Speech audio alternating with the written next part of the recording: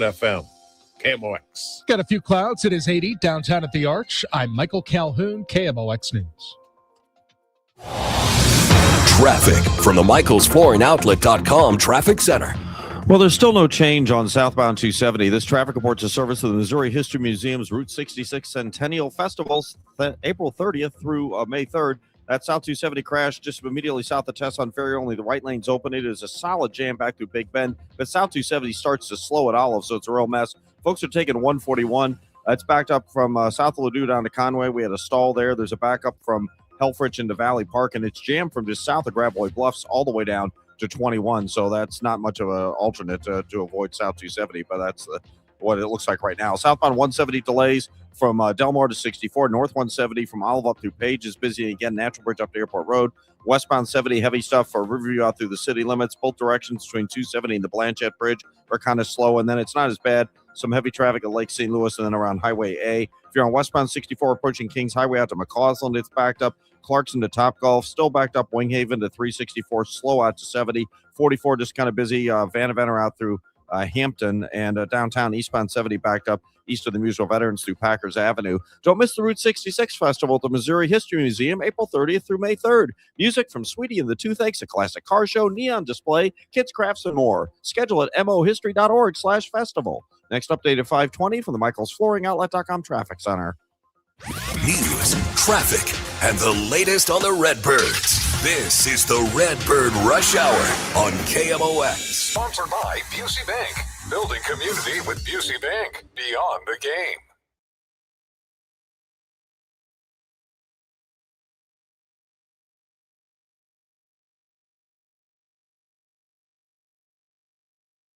All right, welcome into Thursday on the Redbird Rush Hour. Matt Pauley and Kevin Wheeler with you here up until the top of the hour, and then we got some sports open line. It's an off night for the Cardinals, Matt, so you actually have a show. Full 2-hour show coming up tonight. Yeah, so we got a lot to do. We're going to be doing quite a bit of pitching stuff today. Cardinals and even a little bit broader, so a lot of ways that we're going to take this. And we'll start with the Cards, and eventually we'll talk a bit about this upcoming series, which I think is this I should say road trip, because I think these two series present an opportunity to continue playing well. I would agree. You know, Houston's not off to a great start. Their top three starters are all on the injured list. None of them are coming back this weekend. The Marlins are okay. They're competitive. They're like the Cardinals, I think, quite a little bit. But you're not going to see Sandy Alcantara or a Yuri Perez. So you're not going to see their 1 and 2. You're going to see their 3, 4, and 5. So it's not a bad setup to maybe have a chance to have a positive road trip. A lot of familiarity. We'll talk more about it later. But I again, we're not in a season where breaking down, okay, this one you got to get 4 out of 6. It's not that kind of year. And we really, I can't say it enough, and I know I say it a lot. And it's because I want people to stop torturing themselves with the over-analyzing of every game. And, people are, criticizing every bullpen move. Guys, I know it's not normal. I know it feels weird, but this is essentially for a lot of these players, it's an extended tryout. It is. Let me throw this back at you, though. Let's go to a scenario where they pull like a Cincinnati Reds, where they're in it right at the end of the year, hanging around 500. I'm not going to like a hypothetical situation where they play beyond out of their minds and they're contending for a division championship. Let's say they're a little bit above 500 and they're in playoff contention in July and in August. Is that enough at that point for you to start looking at it more in the way of, okay, this is what you need to do on this upcoming road trip if you want to stay in this area? Yeah. Okay. Yeah, I think so. And I mean, to me, that's the ceiling of this team. So almost everything has to go right for what I just described to happen. And so I'm not even expecting that to happen. I just leave open the door for that possibility. Yeah, completely. Let's talk pitching. And obviously we have a lot to talk about with the Cardinals in that regard. And, mentioned earlier today on DGS that, we're going to you're going to need to start seeing more from Kyle Leahy and Andre Palante specifically. But I think I want to throw Matthew Liberatore into that group too. And we've already said that about Dustin May, but he's starting to show that. His last 2 outings have been excellent. Really good. His first 2 were trash. His last 2 have been excellent. And the velo's there, the movement's there, right? His has always been about command. And he's starting to show it a little bit. But specifically, the rest of the rotation. And McGreevy's been good.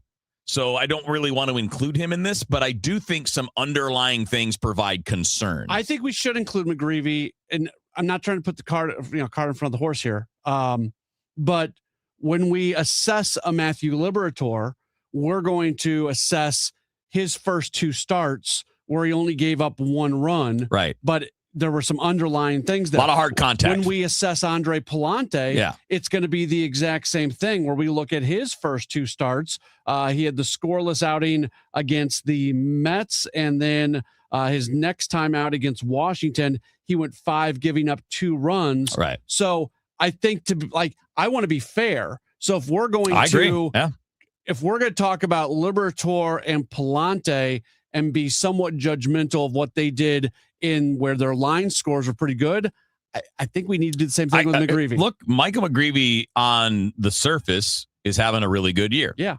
He's not walking anybody. That's the best thing about him right now. He is one of the best in baseball at avoiding walks. He's in the top 10%. He's really good at it. He's not getting swings and misses at all. And he's not getting strikeouts. And he is allowing some hard contact. And just as an example, his actual ERA is 2.49. That's really good. That's like elite. That's all-star. But his expected, based on the quality of contact against him, is 752. Yeah. It got worse this last outing. At some point, those 2 numbers are going to be closer. Yeah. Because the better predictor is the batted ball stuff. But he also, I didn't look at his fielding independent. My guess is his fielding independent is pretty high compared to his regular. He's got a great defense behind him, and he's the kind of guy that benefits from defense. When you're not striking people out and the ball is in play, you're going to need your defense to make plays for you. I get worried. And it's a great defensive team. So it's a really good defensive team, and they save some runs. I get really worried when he goes out and has those incredible line scores, because at some point that's going to correct, and it's correct. It's going to correct in a way. Yeah, that's his not fielding great. independent is 426. Okay. So there are a lot of indicators that are concerning. Now, the one that balances it off is the command has been elite. The problem is if that even goes back to just being good, not elite, now you're in some trouble. But also, even if it stays the way it is with the amount of hard contact being allowed and the lack of swing and miss, there are problems that are going to be there. But keep in mind, he had a 4.42 ERA last year. And his fielding independent last year was 4.27, exactly what it is now. Yeah. Which means you're probably looking at a guy that's more in that 4 to 4.5 range at some point later in the year. That's okay for a back of the rotation starter. But when we're looking at this, and the reason I'm bringing this up today is that Eno Saris of The Athletic did his rankings of the starting pitchers in Major League Baseball. And I wanted to get into this mostly to illustrate the distance the Cardinals still have to travel to be a competitive team for real. You're not going to be a competitive team that's going to make the playoffs when your best starting pitcher to this point ranks 79th amongst other pitchers. That's Dustin May. Now, let's be clear. Eno's rankings aren't perfect. They're not gospel truth. They did not come down from a mountain etched in stone. But it's a smart way of looking at it, because it's looking at stuff. Stuff is more than velocity. It's movement. It's the type of movement. It's like the amount of carry that you're going to ride, you're going to get on your fastball. It's about all of those things that we've generically always called stuff, but it comes down to late life, comes down to arm side or glove side movement. It comes down to velocity too, but it's not only velocity. Stuff we can quantify better now than we've ever been able to before. Right. And so it's imperfect. Nothing in terms of rankings is going to be perfect. But it feels right when you look at it. Like Dustin May is the highest on that. He's 79th. And then McGreevy's 80. I'm sorry, not McGreevy. Liberator is at 81. So that's a whole lot of teams and a whole lot of dudes that are ranked ahead of the guys that have been your best guys. And on the surface, those guys haven't been that good. McGreevy's been a tale of 2 guys, right? First 2 starts, terrible guy. Last 2 starts, good guy. So hopefully he's more the good guy moving forward. May. But Dustin May. Who did I say? You said McGreevy. Sorry. May is that guy. Right. But May is the only one of these guys that has truly stuff. Liberator does a bit with his breaking stuff, his off speed. His changeup and his curveball are both really good, but the fastball's not great. And stuff doesn't always mean swing and miss either. No.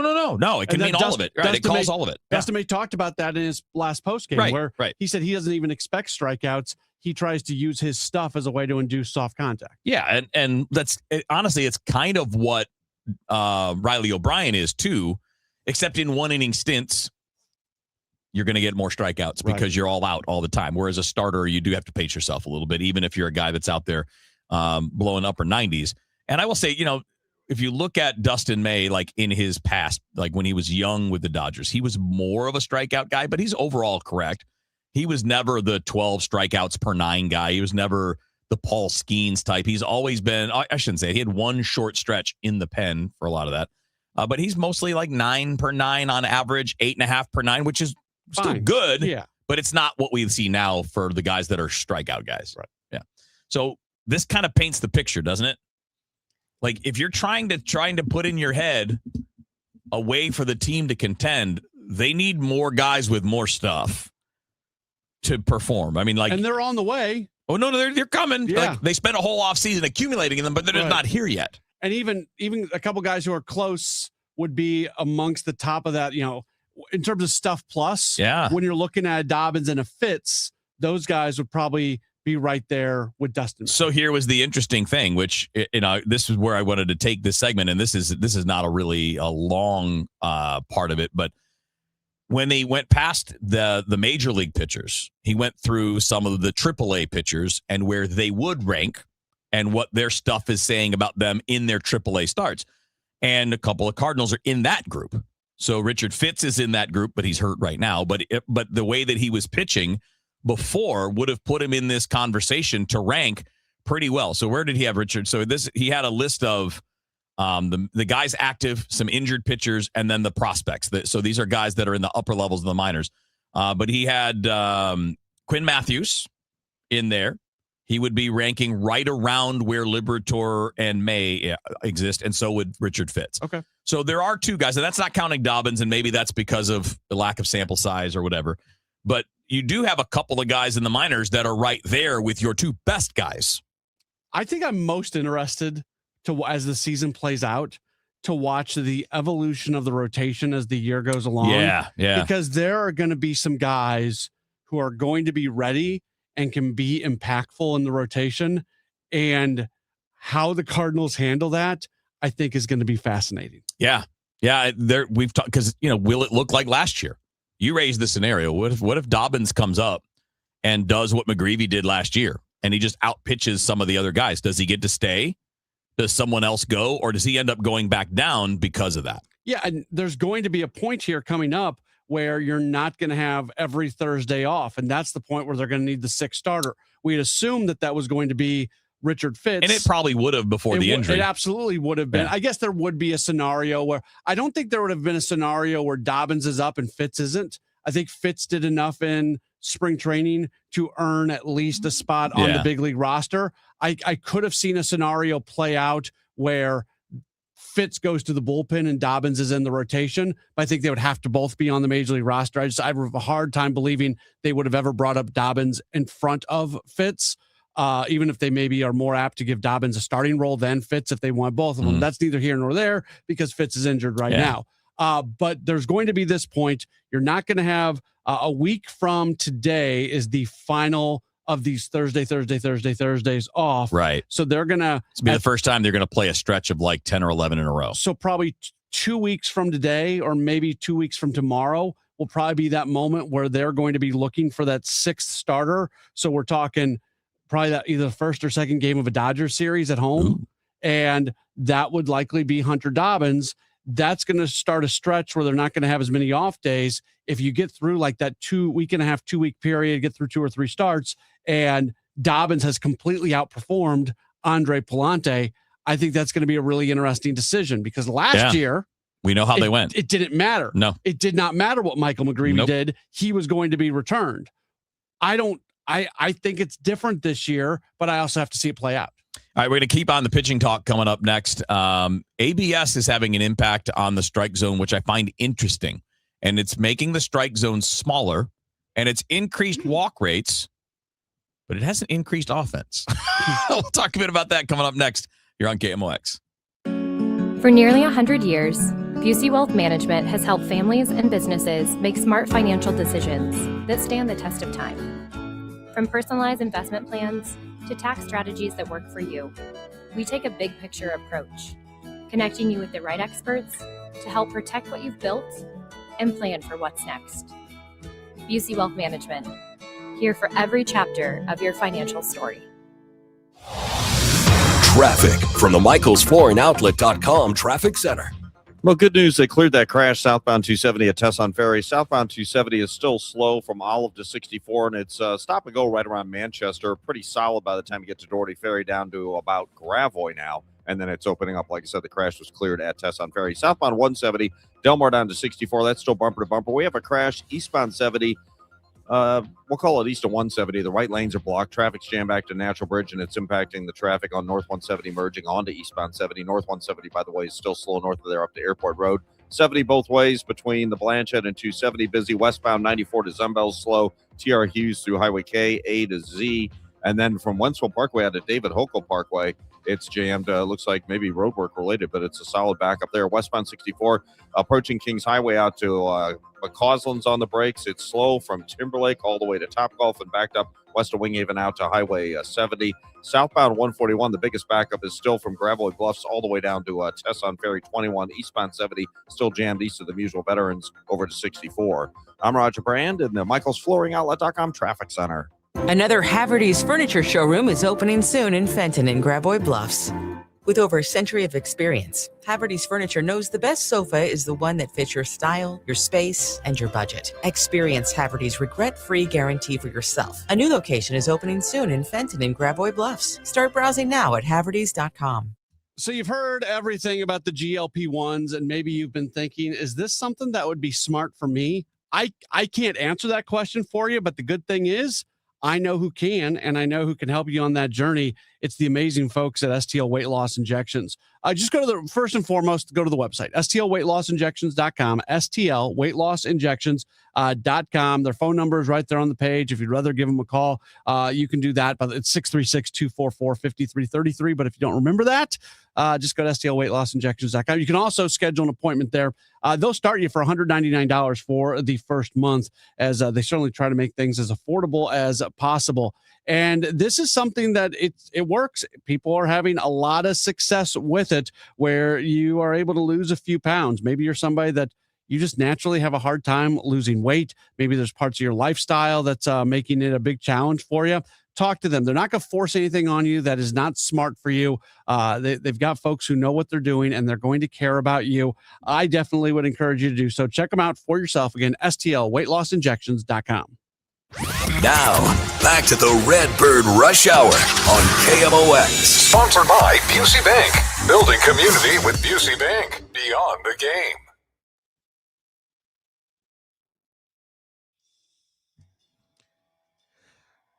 All right, Redbird Rush Hour. Matt Pauley, Kevin Wheeler with you here up till 6 o'clock, and then we have Sports Open Line on KMOX. And, of course, Cardinals are back at it tomorrow in Houston. So tomorrow night is the opener, and then next Monday it'll be 3 from Miami. So we'll have some early games. So we won't have this show for the first couple of days next week. No, not they play day game like on 5:40. Wednesday. So yeah, Monday, Wednesday we Tuesday, will, but Monday, we will not Tuesday, have a show. We will not have that. Just to put that in the back of your mind. So I saw a story today, again, another one on The Athletic, which was great today. They had a couple of great pitching stories. You mentioned one already. So walks are up a lot, like relatively speaking, right? So basically the last 5 years, it's been about 8.5 walks per 9 innings in Major League Baseball. The walk rate, 8.5% walk rate. Right now it's almost 10. It's 9.9. But strikeout rate has not really changed. It's the same as it's been in these last 5 years. OPS is down, but it's April. OPS is always down in the first month of the year. It always goes up as the year goes along. And so basically, offense is not up, but walks are, which is fascinating to me. Yeah, I've got a couple things on this. Thing number one, they were convinced that almost no matter what they did to the strike zone, walk rate was not going to go up. They said, you look historically, they've made all kinds of changes, and walk rate never goes up. So I'm going to be interested to watch. Yeah, it's too early to make any big statements, but at the end of the year, if walk rate is still up, that means they got that wrong, that prediction wrong. But again, to your point, here's the thing, Kevin. Unless the bases are loaded, you need a hit to score runs. Hits are still hard to get. And you know how just the Cardinals alone, how many times in the past few years have we seen a scenario where they've had 2 runners on in an inning because of 2 walks, but they just can't get that hit? Yeah. Now, obviously, there are going to be hits. And if you get a hit with a runner on versus getting a hit with not a runner on, there is a higher percentage chance of a run scoring. I'm not trying to just gloss over that. No. But at the end of the day, just because walks are up does not necessarily mean hits are up, and hits are what lead to runs. Well, I mean, obviously, and slug is what really leads to runs. And obviously, if you think about the trade-off, right? If your walk rate is up, that would mean on base is going up. Yeah. But at least from that element. But if walks are going up and OPS is down, that means hits are down. Yeah. It just means that's it. That's the equation. And that doesn't, but that's normal though. The other numbers we're looking at are full season numbers and not April numbers. And not even all of April, like half of April. So I don't know that there's a lot to be there, but I thought it was an interesting conversation because they talked to a bunch of pitchers and they're not complaining. They're observing that they have to adjust, right? The top of the zone has changed the most. They say a lot of the pitches, they don't get chased at the top anymore because guys are basically saying, I don't need to swing at it because it's the top of the zone is not registering much. The biggest change has been more dispute at the bottom of the zone and more consistency at the bottom of the zone. And that's what pitchers are learning. And one of the pitchers, I think it might have been Tanner Bybee. It could have been Casey Mize. They were two of the guys in the story. Maybe it was Scooball too. But they were saying, look, we have 9 different strike zones now to look at because every guy's got their own strike zone. It's not the umpire strike zone that day. It's the hitter's specific strike zone when it comes to ABS. And then Chris Bassett made a really good point. Pitches for Baltimore now? I can't remember. But he's bounced around quite a bit. Yeah, Baltimore now. He made a really good point. He goes, wait a month, he'll be somewhere else. He goes, well, no, he said, look, I don't get that deep on it. He goes, there are some outliers. Aaron Judge has a very different strike zone than anybody else. But most guys are in the same bucket. Most guys are within 6'1" to 6'3" or 6 foot to 6'3", whatever. You're not looking at a huge variation except when you're looking at Altuve versus Judge. He said, but most guys are kind of in the same bucket, so I don't really worry about it. I thought that was smart. It is. Do you think this impacts in a positive way Jordan Walker? It probably doesn't hurt. Yeah. Because, look. Because Walker, he's not Aaron Judge, but he's Judge-ian. He's getting, in terms of height. Yeah. He's 6'6". I think it's the one thing that you can do in baseball with rules and enforcement of rules to help offense is to call a tighter strike zone to make them throw pitches in a smaller amount of space. Yeah, and we disagree a little bit on this. No, I know, and Derek Gould is on your side. Yeah, he agrees with you on it too. I'm more of the make more pitches strikes and force hitters to swing. But you're not. But I can talk myself out of that as well. Yeah, the problem is as a hitter, if I got to cover more, I can't cover it as well. I just can't do it. Right. Like Alec Burleson is the example of that. He stopped swinging it as much. And he got better. Yes. So I mean, Jordan Walker is better. Yeah. Because he's swinging less. He's swinging at fewer bad pitches that are on the borderlines. He's swinging at the stuff where he can do something with it. If you have a smaller space, and this is why this is where it's counterintuitive to me. If pitchers hate a small zone, what does that tell you? It tells you that it's an advantage for them to have the bigger zone. They're not dumb. They know what they see and what the results are. Yeah, I don't think anybody's ever argued that. Well, but see, this is my point. If you want to force them to swing by increasing, you're helping the pitchers. They will love you if you make the zone bigger. Yeah. If you made the plate 18 inches wide instead of 17, pitchers would throw a party.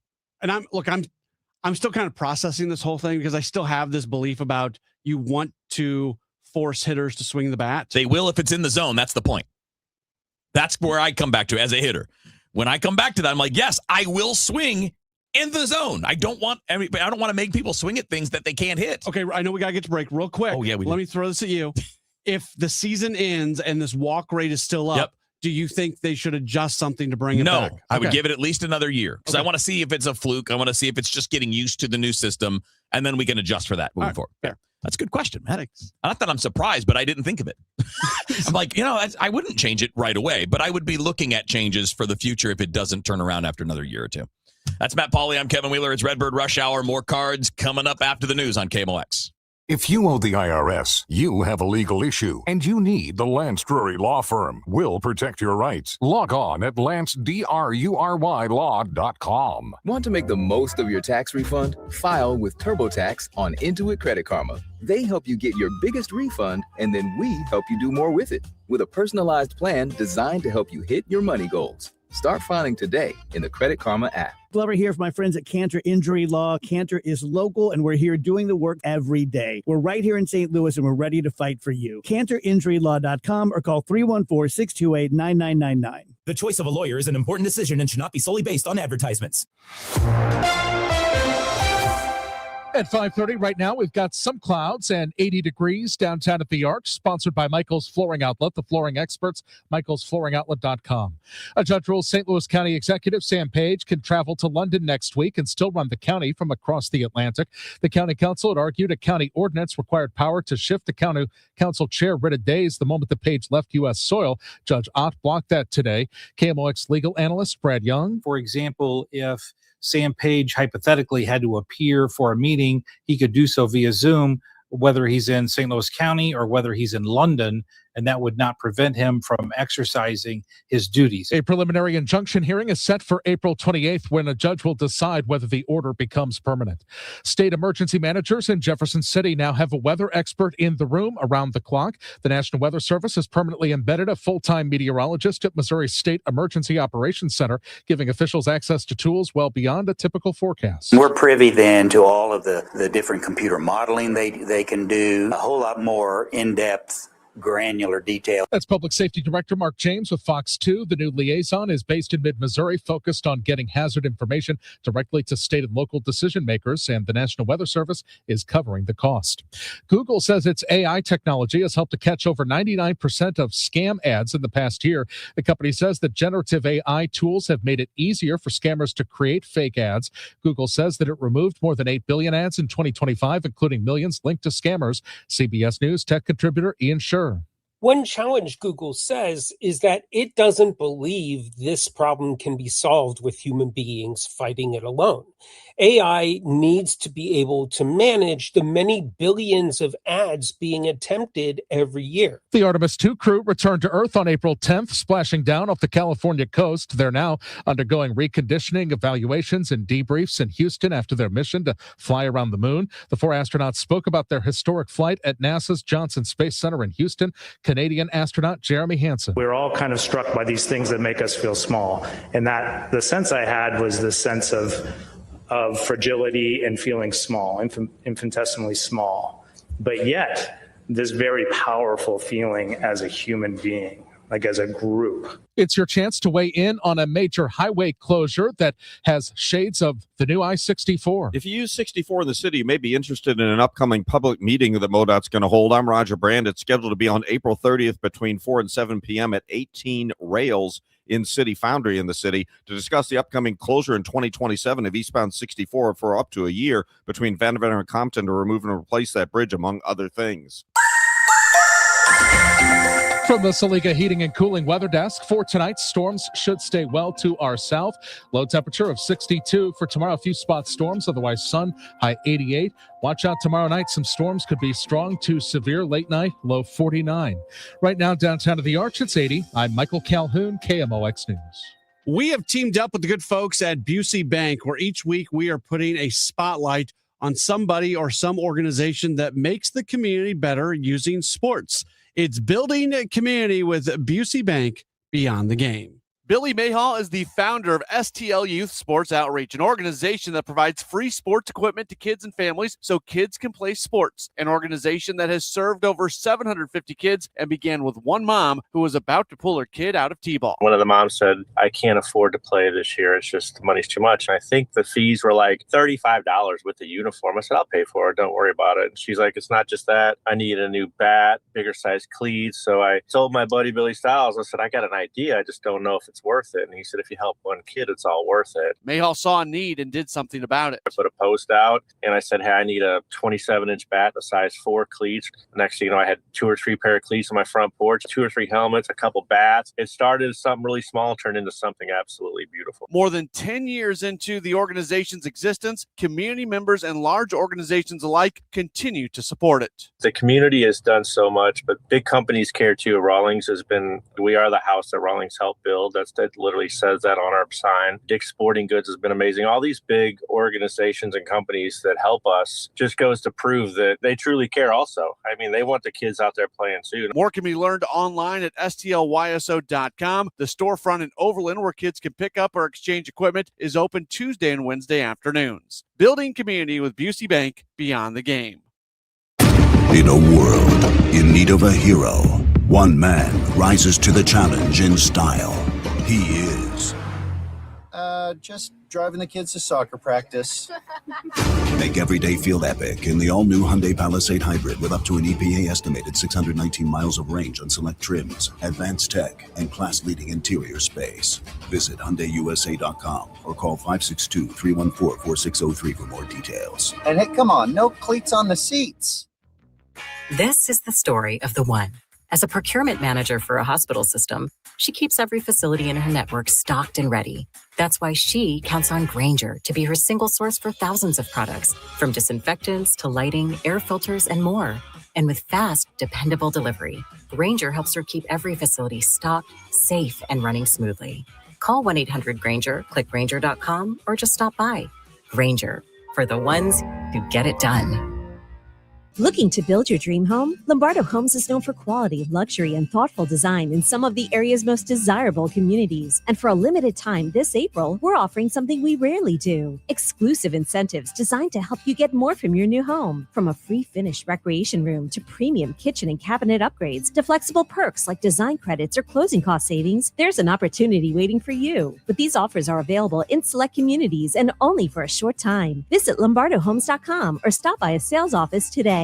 This is Congressman Bob Onder. Americans demanded border security, and House Republicans delivered. According to the Department of Homeland Security, for 10 consecutive months, U.S. Customs and Border Protection has reported 0 illegal aliens released at the border. I'm proud to have worked with the Trump administration to secure our southern border and uphold our immigration laws, and will keep fighting to advance strong policies that protect Missourians and keep America safe. Paid for by official funds authorized by the House of Representatives. Because we have lawyers in all 50 states, I see lots of lawyers' ads. Most seem to be bragging on results, but are they true or misleading? For example, in some cases, a firm may try a case even though the at-fault party has no lawyer, then brag in the ad about their results. My son Matt got one for nearly $50 million, but we never collected one dime. Some lawyers may say they got a result even though they were sitting second chair at a firm like mine, and even though they had little to do with it. Happens all the time. All that glitters is not gold. At Morgan & Morgan, our results are real. Visit forthepeople.com and go to settlements and verdicts to see for yourself what your case may be worth before you hire a law firm. Do your homework. Fact check. It's easy and too important not to. Morgan & Morgan, forthepeople.com. Injured? Dial Pound Law or visit forthepeople.com for an office near you. Here's something I run into a lot with younger homeowners, and happened to be with my little boy. He was looking at purchasing homes. This house had a 20-plus-year-old furnace and air conditioner. And, of course, my advice was never buy a house with that old of an air conditioner. You will be buying a new one. And he goes, well, how much does a new one cost? For his size home, told him figure tens of thousands to over $20,000. If you're looking at a house, my personal opinion is make sure it's a newer unit. If not, request buyers to put in a newer unit. That makes it easier on your 15 or 30-year mortgage if it's included in the loan. Just my piece of advice for that. But if you're hearing this after the fact and you do need a new air conditioner, sorry to hear that, but call me, Bart Inman, one easy number in Missouri and Illinois.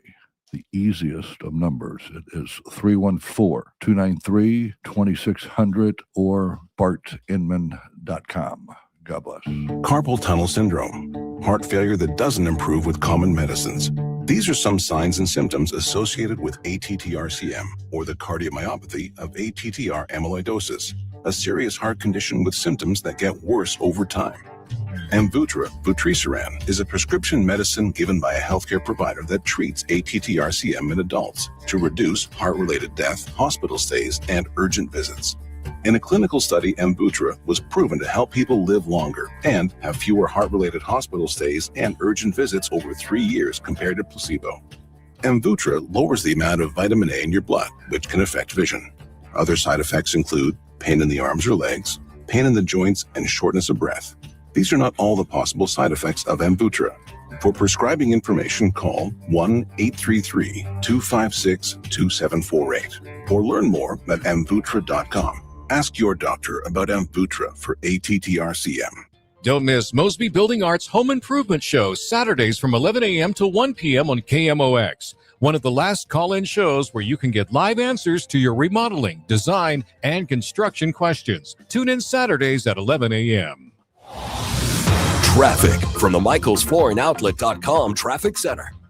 Well, westbound and eastbound 70 have a couple of slow spots every once in a while between 170 and the city limits. Not that big of a deal. It's thinning out from earlier, really. Westbound 70 is slow, though. 94 all the way out through Zumbel. It's west of TR Hughes through K. It jams from Highway A almost all the way to Wentzville Parkway. We had an accident at David Hochul Parkway that they cleared, so it's still backed up through that area. But again, much better than it was 10, 15 minutes ago. If you're on westbound 64 Kings Highway headed out through McCausland, that's still heavy. It's jammed west of Timberlake. We have an incident right near Chesterfield Parkway West. I can't see it, but there's a jam there. It's starting to open up once you get past Chesterfield Parkway West, and then backed up again from 364 out to Highway 70. Eastbound 64 slow, Lindbergh into Hanley, south one, or to Big Bend really. South 170 delays at Ladue. South 270 still heavy traffic north of Manchester all the way down through Tesson Ferry in pockets due to earlier problems. Southbound 141's been a mess tonight because of 270 being so bad. Southbound 141 is jammed north of Big Bend into Valley Park, and from almost Gravoy Bluffs down to Romaine Creek, it's solid bumper to bumper. Next update at 5:50 from the MichaelsFlooringOutlet.com Traffic Center. Brought to you by Eamon Gantner and Capriano, YourEstateMatters.com. Hi, Margaret with Eamon Gantner and Capriano. How's your family? Do you have a legal plan for them when you're gone? Eamon Gantner and Capriano, YourEstateMatters.com. The choice of an attorney is an important decision and shouldn't be based solely on advertising. Now, back to the Redbird Rush Hour on KMOX. Sponsored by Busey Bank. Building community with Busey Bank. Beyond the game.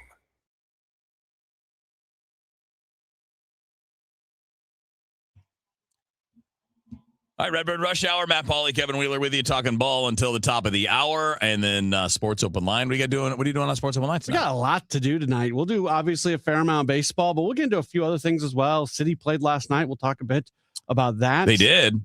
I mean, I know it was on KMOX. It was. I didn't see many butts in seats. There were all those supporters who are they were so mad last year. The moral tentpole of all things soccer, who could just not believe that City would ever the MLS would not compete in the U.S. Open Cup, and now they're back in the U.S. Open Cup, and all those people were dressed as seats we were last at home night. last night. Yeah, that's too bad. That's too bad. I'd like to see the team get the support that.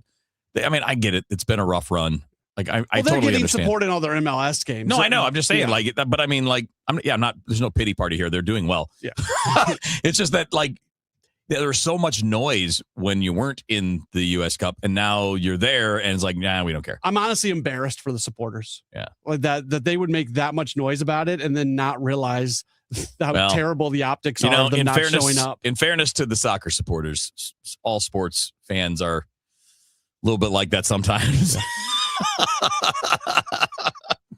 We all get a little weird sometimes. Like the difficulty, and I don't think it's. I don't think it's bad right now. I think it's just kind of funny now because I still get the messages, I'm sure you do too, that are like nitpicking every little thing. Like, well, why didn't you go to this guy in this spot? And why can't you? Why you get why didn't you bunt here? Well, because bunts are stupid. Most of the time they're stupid. There's also narrative driven. Like anytime the Cardinals have a bad attendance day, yeah, I get text messages. What was the attendance today? You know what? Look it up. Yeah. Also, who cares? Right. Like what exactly what the attendance is, or that it wasn't very many, and it's easy to get there to go find it. It's called a box score, and it's on every sports website in the world. It's got the attendance on the bottom. Yeah. The only reason you're sending that text message is because you want to stick your chest down and say, "See, I told you so." Yeah, but everybody knew it was going to be this way. Yeah. Who denied that? Like nobody was like, no, the ballpark's going to be full. Nobody said that. Right. Nobody believes that. Those people frustrate me. Like, what was the attendance? You just have to, the team is in a position where they have to earn that back. And the beginning of a rebuild is not the time you're going to expect the attendance to just be like, boom, here you go. It's just not going to be that way. I knew that. It's going to take a couple of years to get back to normal, assuming you start getting competitive again. Yeah. And I'll tell you, the minute they're competitive the way that they used to be, the place will be packed. It absolutely will be. I mean, just that's normal sports. But again, we haven't seen normal here when it comes to baseball for a really long time. We've seen nothing but contention year after year after year after year. And that's what drives attendance, that and star players. And they're still trying to develop those star players. The people who are driven by agendas, see, the attendance is down because the DeWitt's still on the team. No. See, the attendance is down because Oliver Marmol's the manager. Yeah, hey, if Yachty was the manager, I bet attendance would be up. Nobody's buying tickets or not buying tickets because of those people. I've done enough Muppet It's voices just the winning. It's the winning and the losing part. Yeah. If you're a team that's going to go out there and win 90, 95 games every year, you're going to have full house. Yep. And if you don't, you won't. And we saw for not too long, for a really long time, that it was that way every year. So of course people came out. Yeah. And now you just have to earn it back. That's all it is. Yeah. Like any business. If you had a down period, your restaurant, you had a period of time where your food wasn't very good, you fix the food, people will be back. I agree. Yeah. All right, good. Glad we agree on that. Yeah. Anything offense that you want to get into? Because there's not much that we haven't already touched on. I mean, we spent so much time justifiably on Walker and Weatherholt. Burley's just Burley. We've talked about Herrera, and I don't think there's anything alarming about his numbers. He's hitting the ball well. He's walking, so he'll be fine. Gorman's been a little bit dead for the last couple of weeks. His defense has been really good. No, his defense has been good, but defense has been great. He and Mason Wynn and Victor Scott and Nathan Church, except for the last day and a half, and Thomas Sajaci and Pedro Pais. There are a lot of guys that go, once you get past the fourth spot in the order, it gets thin real fast right now. It does, and I don't know if Lars Nootbaar is going to help that when he gets back, because assuming he's Lars Nootbaar, he probably helps, but how much we don't know. Not the Lars Nootbaar of last year. Right. Well, that was the injured guy. Is the healthy guy better? We'll see. We just don't know. Yeah. So that might help a little bit. At some point, Joshua Baez might get here. I've talked a little bit about the fact that Nelson Velasquez is starting to warm up a bit at Memphis. If he goes on a tear at Memphis, I think you have to start looking at him again based off what he did in spring. But right now, I think for the most part, this is a flawed offensive club, and you're going to be looking for guys on the current roster to start performing better. You hope that what we saw yesterday from Nathan Church is hopefully a sign it's the start of things something. to come, because they so believe in him. They so believe in him. Right now, left field is wide open. If you're Nathan Church, Thomas Sajaci, and Jose Fermin, and you want to be an everyday guy, just start hitting, because you got a job sitting out there in left field if you can do it. It's there, and it's clearly a challenge for that group right now. I mean, at least, like the crazy part is there's just no power there. I mean, even Gorman's only slugging 320. If he's not slugging, you got an issue. Yeah. Wynn is not doing much of anything. He is walking more, which is, I guess, a good start, right? Maybe that's a base to build off of. Victor Scott, not much there at all of excitement. Sajaci. And I know some of it for some of these guys is you're not playing every day, so it's kind of hard to get. Fermin's got 13 at bats. It's hard to build momentum, but that's the job. No, for I some know. of those I get guys, it. that's the job. I get it. And a guy like Nathan Church, outside of one game, has done nothing as far as hits. He did get the sac fly the night before that, which was great. And I want to see him take off, because I think he's a good all-around player if he can just be a solid hitter. Not even a great hitter, just a solid hitter. Yeah, and I think that's what they think he can be. He's going to give you solid outfield play as well. And just try to create some situations where you got some hard decisions to make. That's what we need to see more of. Yeah, and then the young guys will push their way up here in the not-too-distant future. All right, a little more Redbird Rush Hour coming your way in a minute. Top of the hour, we have Sports Open Line. I should say after the top of the hour news. I want to tell you about, listen, if you're thinking about selling a home, I have the spot for you to go. You want to talk to Gloria Liu at Your Home Sold Guaranteed Realty. If you want the most money and the least amount of stress, because these things are stressful, right? I mean, when you're moving, I've done it a lot, and moving sucks. It's hard. Selling a house is hard. I had a problem selling a house in the middle of the biggest downturn in modern history in 2007 and 2008. It took me 19 months. I know the pain of waiting and the difficulty. You don't have that kind of market now. It's better than that. And if you have Gloria Liu, you got it even better than everyone else. Because with Gloria Liu at Your Home Sold Guaranteed Realty, you're getting things that you're not going to get anywhere else. You're going to get systems that are in place that work. They're proven. They're not guesses. They're not hopes. They are proven systems for selling homes, so you can get top dollar and you can get it done pretty quickly. Plus, she's got a database of thousands of buyers that are waiting to buy a home, and you're not going to know if your buyer is in there if you don't give Gloria a call. She's got 23 years of experience. As I mentioned, systems in place that are proven to work. She sells a home just about every other day. Other agents sell 4 or 5 homes a year. That's how they work with Gloria Liu. So you can look at those numbers and that data, and then you also take into account the upfront written guarantees. Gloria will sell your home at a price and time frame acceptable to you, or she will buy that home herself. The other written guarantee is she'll sell the home at 100% of the market value or pay you the difference. Either way, you're getting the best deal possible. Call Gloria Liu. 314-325-6888. That's 314-325-6888. You can also visit GloriaHasTheBuyers.com. And as always, seller and Gloria must agree on price and possession date. Traffic from the MichaelsFlooringOutlet.com Traffic Center. Well, if you're traveling on westbound Highway 64, you've got some slow traffic from the Science Center headed out through McCausland. It's jammed west of Timberlake to this incident. I can't see what it is, but it's blocking just past Chesterfield Parkway West. Once you get around it, it's still heavy Lake St. Louis Boulevard out to Highway 70. Westbound Highway 70 and eastbound 70, still a little slow around Jennings Station. Eastbound's actually busier there. Westbound, slow 94 to Zumbel and are approaching 61. And then there's still some heavy traffic, a couple of slowdowns out west of Wentzville Parkway through David Hokel Parkway because of an earlier incident. South 170 bogs down at Ladue. Eastbound 64, Lindbergh all the way into Big Bend is heavy. If you're on southbound 270 approaching Manchester all the way down to Gravois, there's busy spots. Southbound 141 still backed up. Big Bend into Valley Park and Gravois Bluffs all the way down to Romaine Creek, a solid jam. A rescue crash. Westbound 30 at Upper Burns Mill, lane blockage there. One of the vehicles off into the woods, actually. Next update at 5:59 from the MichaelsFlooringOutlet.com Traffic Center. Working hard but still falling behind? Learn how real estate investing can help you build income and move forward with purpose. Text RADIO to 88007. That's RADIO to 88007. Presented by Lifestyles Unlimited. Don't miss the Route 66 Centennial Festival at the Missouri History Museum, April 30th through May 3rd. Bring back memories of the Mother Road's stunning natural scenery and roadside attractions, and explore its complex history and impacts on communities across the region. Featuring a concert by Sweetie and the Toothaches, a classic car show, neon display, food trucks, lectures, kids crafts, and more. All activities are free. Schedule at mohistory.org/festival. Hi, I'm Jim Brennan with McKelvey Homes. It's a great time to buy a brand new McKelvey home, and we have a great deal for you. Special closeout savings at Summerlin and Inverness in St. Charles on move-in ready market homes with savings of up to $124,000 with 4.75% financing. Select from ranch, 1.5 or 2-story McKelvey homes.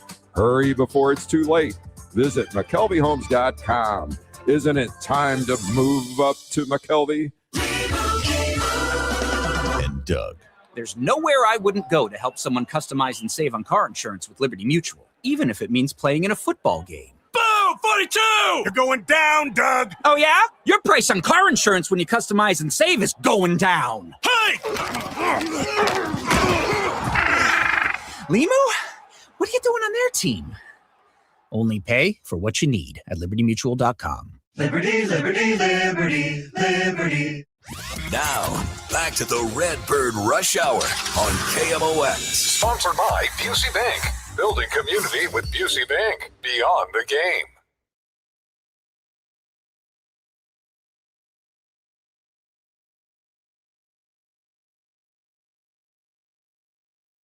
Few minutes left. If you were watching the stream, you saw my mouth moving in here then because I started talking before I turned my mic on. Nobody you ever do needs that? a micro. Oh, all the time. I'm the king of that. Yeah, throw a flag. False start. Yeah, I do it all the time. False start, Wheeler, 5-yard penalty. Still first down. So when we mentioned earlier, we'll look ahead. Let's do a little bit of that now for this upcoming road trip. So Houston and Miami are on the slate. And we mentioned it briefly earlier. I think it's a good opportunity because you're not getting any of the best guys on either of these teams on the mound. You know, the Astros' 3 best guys are on the injured list, so you won't see them no matter what. And then the Marlins, you're going to miss Alcantara and Eury Perez, so you're missing their number 1 and their number 2, the big stuff guys, right? The guys that throw upper 90s that make life really difficult. So you do have 6 matchups, and the Astros have not announced a starter for tomorrow. So I don't know if they're going to go bullpen game or call someone up. But either way, I think this is a chance to have a pretty good road trip. And by good, win 3 or 4. Yeah, the only thing that worries me is sometimes familiarity sometimes like reduces your level of and you just saw a lot of Houston and you just saw a lot of Miami. Well, you're all spring training neighbors. Right. Like this is the Palm Beach trip for the Cardinals outside of the Nationals. The Nationals, and you've already seen them. Yeah. But generally speaking, yes. I mean, you look at, with all due respect to right now as it goes, it's TBA, Burrows, Gordon, Meyer, Paddock, Junk. Yeah. None of those pitchers scare me on behalf of the Cardinals. No, Burrows had some really good stuff in spring, but he's been really erratic in the regular season. Meyer is good stuff, but again, probably not an elite young pitcher, just a good one. And then Jansen Junk has been a guy that has gotten some buzz this year with some of the analytics guys, but it's just been, and up until he's only had one bad start. His last one wasn't good. Before that, he was pretty good, but he's not a big velo guy or anything like that. So it's a guy you can handle. Yeah. So you'd love for them to go 4-2 on this trip. That'd be fun. But even if it's just a 3-3 trip, that's fine. Yeah. To get a little tougher with Seattle coming to town because you got 3 quality pitchers there, and who knows what the Pirates are going to have lined up. Probably going to get Skeens unless you're really lucky because you got them for 4 games. And then it's the Dodgers. And then it's the Brewers. And then it's the Padres. It's going to get tough here. And even the A's are playing good baseball. Yeah, the A's are actually playing really good baseball right now. They're in first place in the division. Yeah, they're playing really good ball right now. Well, we know it's going to get tougher. This is a good opportunity maybe just to feel good going into that tough stretch. Matt, have a good show tonight. Thanks. Sports Open Line coming up after the news on KMOX. This is the story of the one. As a maintenance tech at a university, he knows ordering from multiple suppliers takes time away from keeping their arena up and running. That's why he counts on Grainger to get everything he needs, from lighting and HVAC parts to plumbing supplies, all in one place. And with fast, dependable delivery, he's stocked and ready for the next tip-off. Call 1-800-GRAINGER, click Grainger.com, or just stop by. Grainger, for the ones who get it done. One of life's greatest mysteries has finally been solved. Who let the dogs out? Spruce, spruce, spruce. It's spruce, the weed and grass killer that's safe for use around people, pets, and bees. When used as directed, spray the leaves for visible results in just 1 hour, and dead weeds in just 1 day. You spray, they play. Spruce, pet friendly, weed deadly. Find wherever weed killers are sold. Neovitin began with one doctor's mission to help others feel their best. After years of caring for patients, Dr. Ken Ribicki, a St. Louis physician, created Neovitin, a line of multivitamins designed with quality, safety, and everyday wellness in mind. Each formula is made in the U.S. using the finest domestic and international ingredients to support real people living real lives. Discover the difference today with Neovitin, available at Schnucks, Deerbirds, and neovitin.com. Neovitin, trusted nutrition from St. Louis for St. Louis. Each year in St. Louis, 10 women are recognized for volunteer leadership that changes lives. They support families, strengthen communities, and create opportunities where they're needed most. Join us Tuesday, May 19th at the Ritz-Carlton for the 2026 Women of Achievement Awards Luncheon. Celebrate their impact and be part of a tradition more than 70 years strong. Reservations available at WOASTL.org. For more information, go to KMOX.com/events. The smartest way to do your homework is Hackman Lumber. Thinking about building a new deck? Start with the deck experts at Hackman Lumber, home of one of the largest inventories of decking materials and accessories in Missouri. From treated lumber and cedar to all the leading names in decking, their experts will help you choose the perfect materials for your dream deck. Then finish it off with endless railing options, balusters, and LED deck lighting to bring your backyard to life. Hackman Lumber will not be undersold on in-stock decking materials, guaranteed. Do it yourself? Their team is ready with expert advice. Need help from a pro? They can connect you with trusted local contractors. Also, check out their expanding paint department with custom color matching. And don't forget, follow Hackman Lumber on Facebook, Instagram, and TikTok to catch weekly deal specials and project inspiration all season long. Or visit us at hackmanstl.com. Locations in St. Peters, Troy, and Pacific, Missouri. Traffic from the MichaelsFloorandOutlet.com Traffic Center. Well, we still have a backup on southbound 170, but it's only from the Parkway down to 64 right now. And eastbound 64, there's still heavy pockets east of Lindbergh through that Interbelt area. Westbound 64, barely slow, right around Clayton-Skinker, but we still have this jam west of Timberlake to this crash past Chesterfield Parkway West that has a lane shut down. So there's still a bumper-to-bumper jam there. After that, it's just kind of slow west of Lake St. Louis Boulevard out to 70. 70 westbound has a great run. It's just a little slow now. Right through 61 and Forestel, maybe midway to Wright City, kind of busy from an earlier incident. South 270 also better, but has still heavy Manchester down to 44. Southbound 141, Helfrich into Valley Park, and it's still jammed south of Highview down through Romaine Creek. For the Michaels Flooring Outlet.com Traffic Center. Celebrating 100 years of informing and entertaining. KMOX AM St. Louis, KMOX FM Hazelwood, the voice of St. Louis. This is CBS News on the Hour, your home for original reporting. I'm Christopher Cruz in Washington. President Trump says informal peace talks between the U.S. and Iran are making progress. The president depicts the talks in a positive light. I think we have a very successful negotiation going on right now.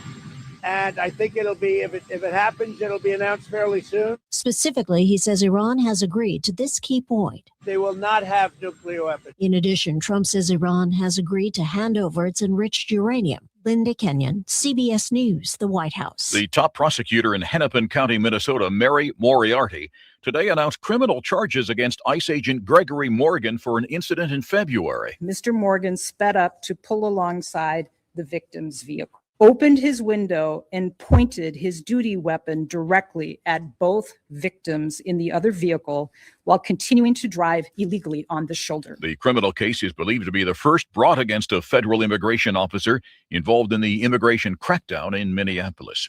Court records show former Virginia Lieutenant Governor Justin Fairfax was facing a court-ordered deadline to move out of his family's home before he shot and killed his wife and himself last night in that home.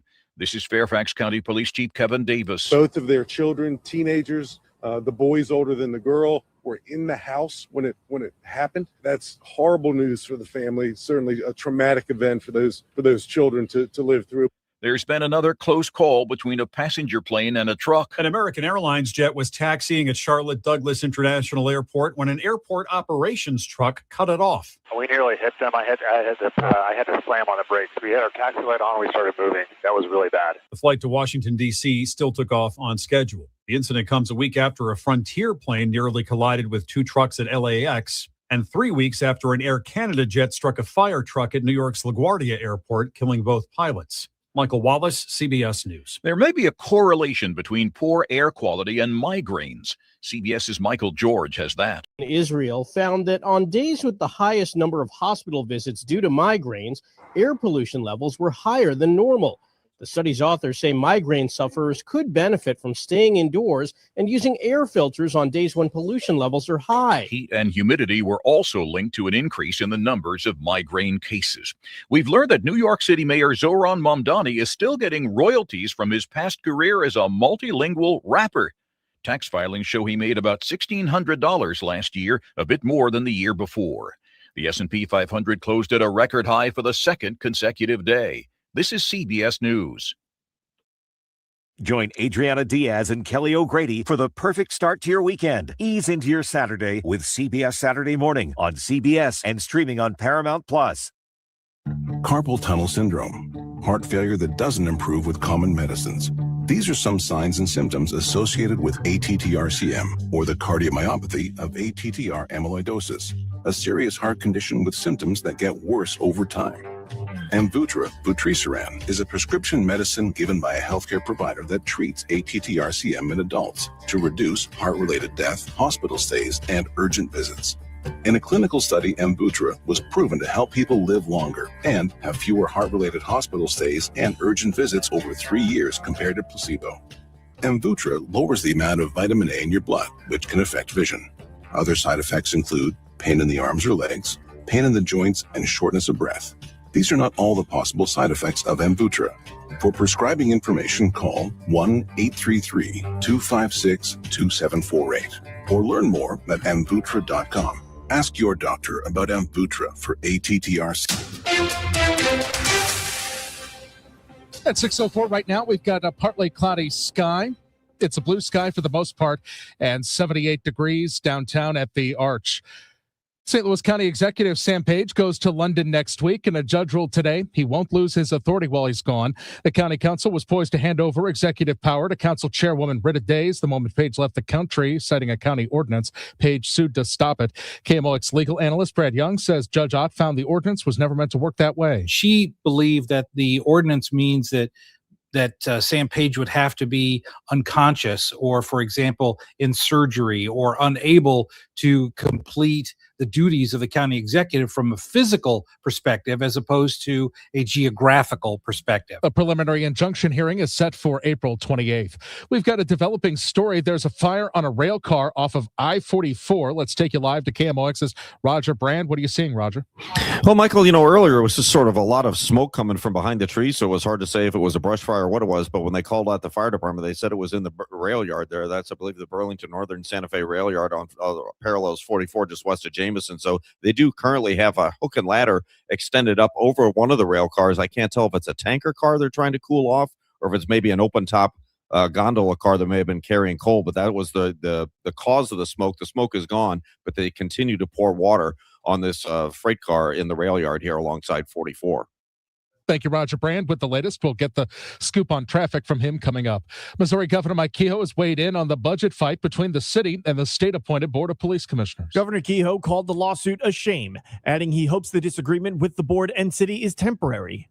Kehoe says the budget is a reflection of one's priorities. So I asked if the police budget should be such a high priority. The city has to lay off employees in other departments, as they've warned. You don't always have to immediately go and say you have to lay somebody off to make a budget work. I ran businesses for 35 years. There's lots of decisions in a budget before you get to employees being laid off. And I would encourage the leaders in the city to stop scaring people into saying that. Kehoe adds the board is trying to pay St. Louis police officers what they deserve and still hopes there is a compromise to be found. Sean Malone, KMOX News. Tomorrow, St. Louis soccer fans can view and take pictures with the World Cup trophy. CEO of Heartland Coca-Cola, the local Coke distributor, Justin Bridgman, says the biggest upset in World Cup history was full of players from St. Louis. One of the biggest upsets in World Cup happened where the United States beat England in the 1950 World Cup 1-0. What a lot of folks do not know is that St. Louis almost comprised half of the players on that team. The trophy is on display at Westport Plaza. The tour is free. Tickets can be booked online at the Coca-Cola website. Let's get you back to Roger Brand, find out what is happening on the rest of the roads. Roger? Well, the good thing about 44 is it's not bothered by that activity in the rail yard alongside it near Jameson right now, Michael, so that's good news. This traffic reports a service of Artistic Decks, so westbound 44 is wide open all the way from downtown to as far west as you need to get to. Highways are doing pretty well for the most part. We still have a little bit of a backup southbound 170 from Brentwood down to 64, eastbound 64, McKnight through Hanley's congested. We still have this jam on westbound 64 approaching Clarkson. This incident still blocking out there just past Chesterfield Parkway West. One of the traffic lanes shut down. So we want to talk about our USPS Ground Advantage reliable route. Hop on westbound 364, either off of 270 or 141, and you'll get around that jam on westbound 64, again approaching Clarkson, headed down into the valley. Other than that, westbound 70 is a little slow at 61. And west of David Hochul Parkway, midway out to Wright City, there's still some slow traffic running that route. Westbound 30 at Upper Burns Mill, still a little backup, wrapping up that earlier crash. And eastbound 70 is still heavy east of the Musel Veterans Bridge past Packers Avenue. I'm Roger Brand at the michaelsflooringoutlet.com Traffic Center.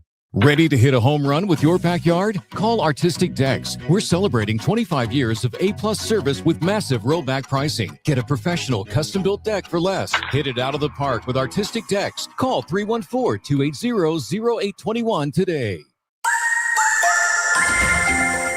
There's a batch of thunderstorms well to our south, really focused on Fredericktown and moving to the east. So they are not a concern for us at all. Looking for clear skies, pretty nice evening, and 62 for the overnight low. On Friday, partly sunny skies, a couple of spot thunderstorms late in the day. Let's think after 4 o'clock. It's windy and warm on Friday, 88 degrees. Friday night, scattered showers and thunderstorms. Some could be strong. There'll be a squall line coming in from the west-northwest. Colder air takes over late Friday night, 49 degrees. So prime time for scattered showers and thunderstorms will be 4 p.m. till about 11 p.m. on Friday. The weekend, Saturday, partly sunny and cool.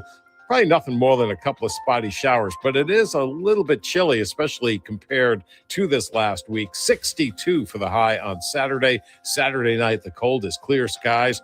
And let's call it chilly, 42 degrees, Sunday sunny and 65. Pretty day on Sunday. From the Saliga Heating and Cooling Weather Center, I'm meteorologist Dave Murray on 104.1 FM, KMOX. Just a few clouds. It is 78 degrees downtown at the Arch. I'm Michael Calhoun, KMOX News.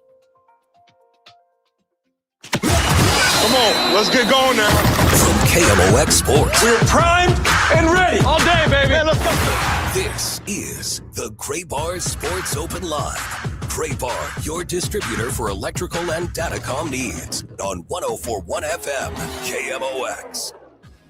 Here we go. Welcome in. It's the Gray Bar Sports Open Line right here on KMOX on a Thursday night. We've got a lot to get into. We have our full 2-hour program this evening, as we'll take you all the way until 8 o'clock, and it is a jam-packed program for sure.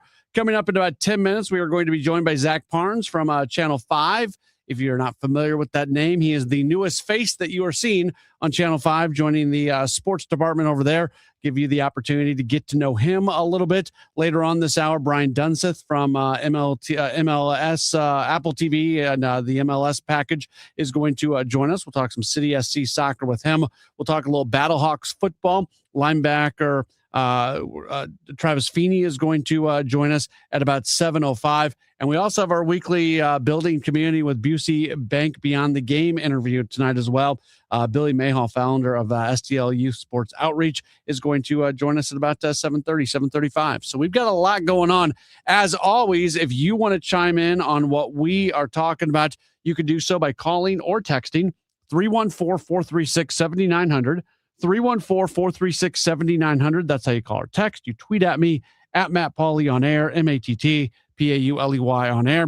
And for those of you who are watching on the video stream, we certainly welcome in your messages on that, and we can get to some of those as we do go along. Cardinals are off today. They are going to get back at tomorrow as they open up a 6-game road trip and a 3-game series against the Houston Astros. The Astros have yet to name their starting pitcher for tomorrow, but we do know that Kyle Leahy is going to be making the start for Houston. Leahy, Palante, Liberator will pitch in the Houston series, and then McGreevy, May, and back to Leahy in the Miami series. So the Cardinals have just wrapped up their second homestand. I think they are continuing to outplay what a lot of people thought they were going to play. I mean, they're not world beaters right now. They're 2 games over 500 at 10-8. They are doing it, though, in a way where they're winning some games that maybe you don't expect them to win. From a run differential standpoint, they have a negative 17 run differential. That's the worst run differential for a team that is above 500. In Major League Baseball.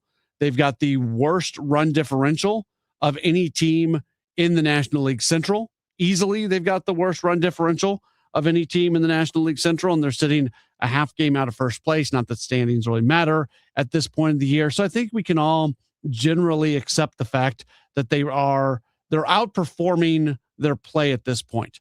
That also should not be a surprise to anybody. It really shouldn't. And this is one of those things that I get pushed back on all the time. And sometimes I get frustrated when I get pushed back on things that I think can be backed up statistically. Like there are things out there that you can argue about, that we do argue about, that we disagree on. Kevin and I had one today.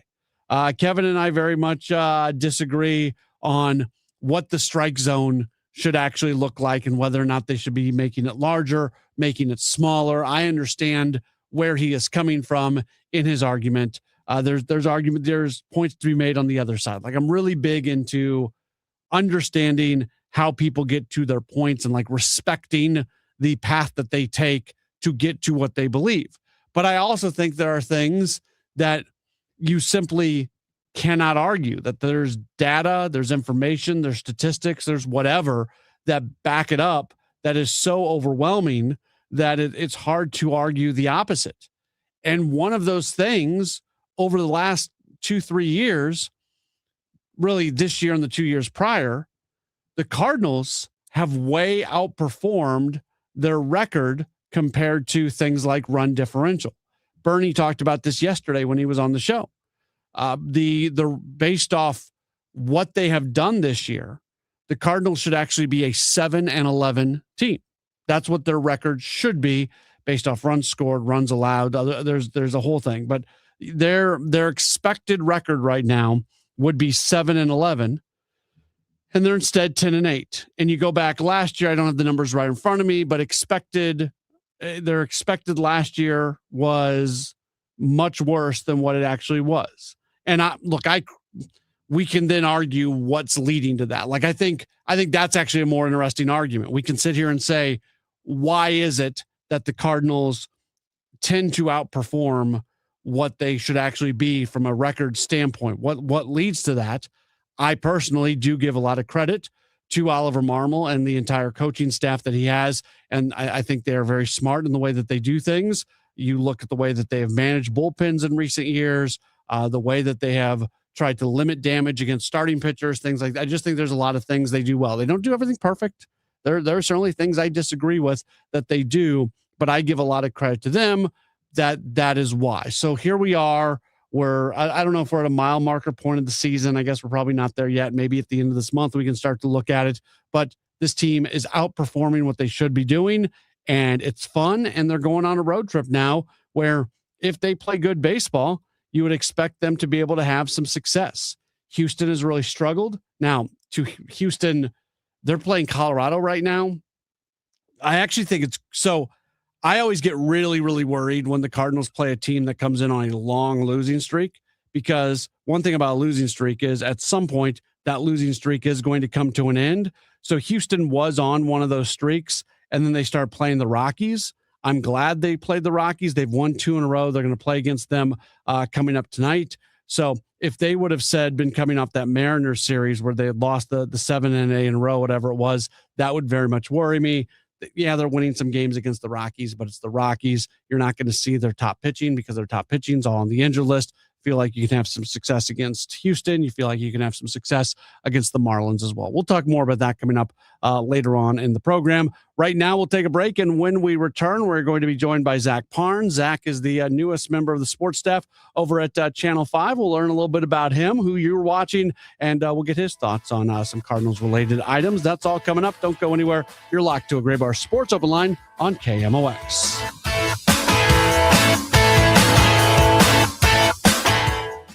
When it comes to selling your home, the agent you choose matters more than anything. This is Debbie Monterey, and I'm with my friend and trusted realtor, Gloria Liu, your home sold guaranteed realty. Gloria, what should sellers really be looking for in an agent? Thank you. You're going to select a realtor with a proven system, someone who knows how to price your home right, create strong demand, negotiate for top dollar, and guarantee results. I see it all the time. Last year, hundreds of homes in St. Louis came off the market unsold and needed multiple price reductions. That's what happens when the right strategy isn't in place. I do things differently. My focus is to help you sell for the most money possible, not just to list your home and hope it sells. Plus, I even guarantee to sell your home for 100% market value, or I will pay you the difference. Make sure you choose the right agent the first time. Call Gloria Liu, 314-325-6888, or visit GloriaHasTheBuyers.com. That's GloriaHasTheBuyers.com. Gloria and seller must agree on price and possession date. Breaking news for your home.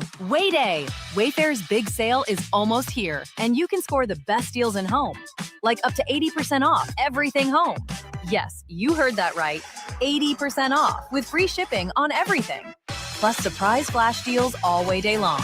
We're talking outdoor furniture and essentials, rugs, and more. All at Wayfair, and all up to 80% off during Way Day. Shop Wayfair's Way Day from April 25th through 27th. Wayfair, every style, every home. More pots, more plants, and more deals? It's giving Springfest at Lowe's. Save on gardening staples with Stay Green Premium 2 cubic foot mulch. 5 bags for $10. Plus, get select 1-pint annuals for $1. Our best lineup is here at Lowe's. Valid through 4/22 while supplies last. Selection varies by location. Excludes Alaska and Hawaii.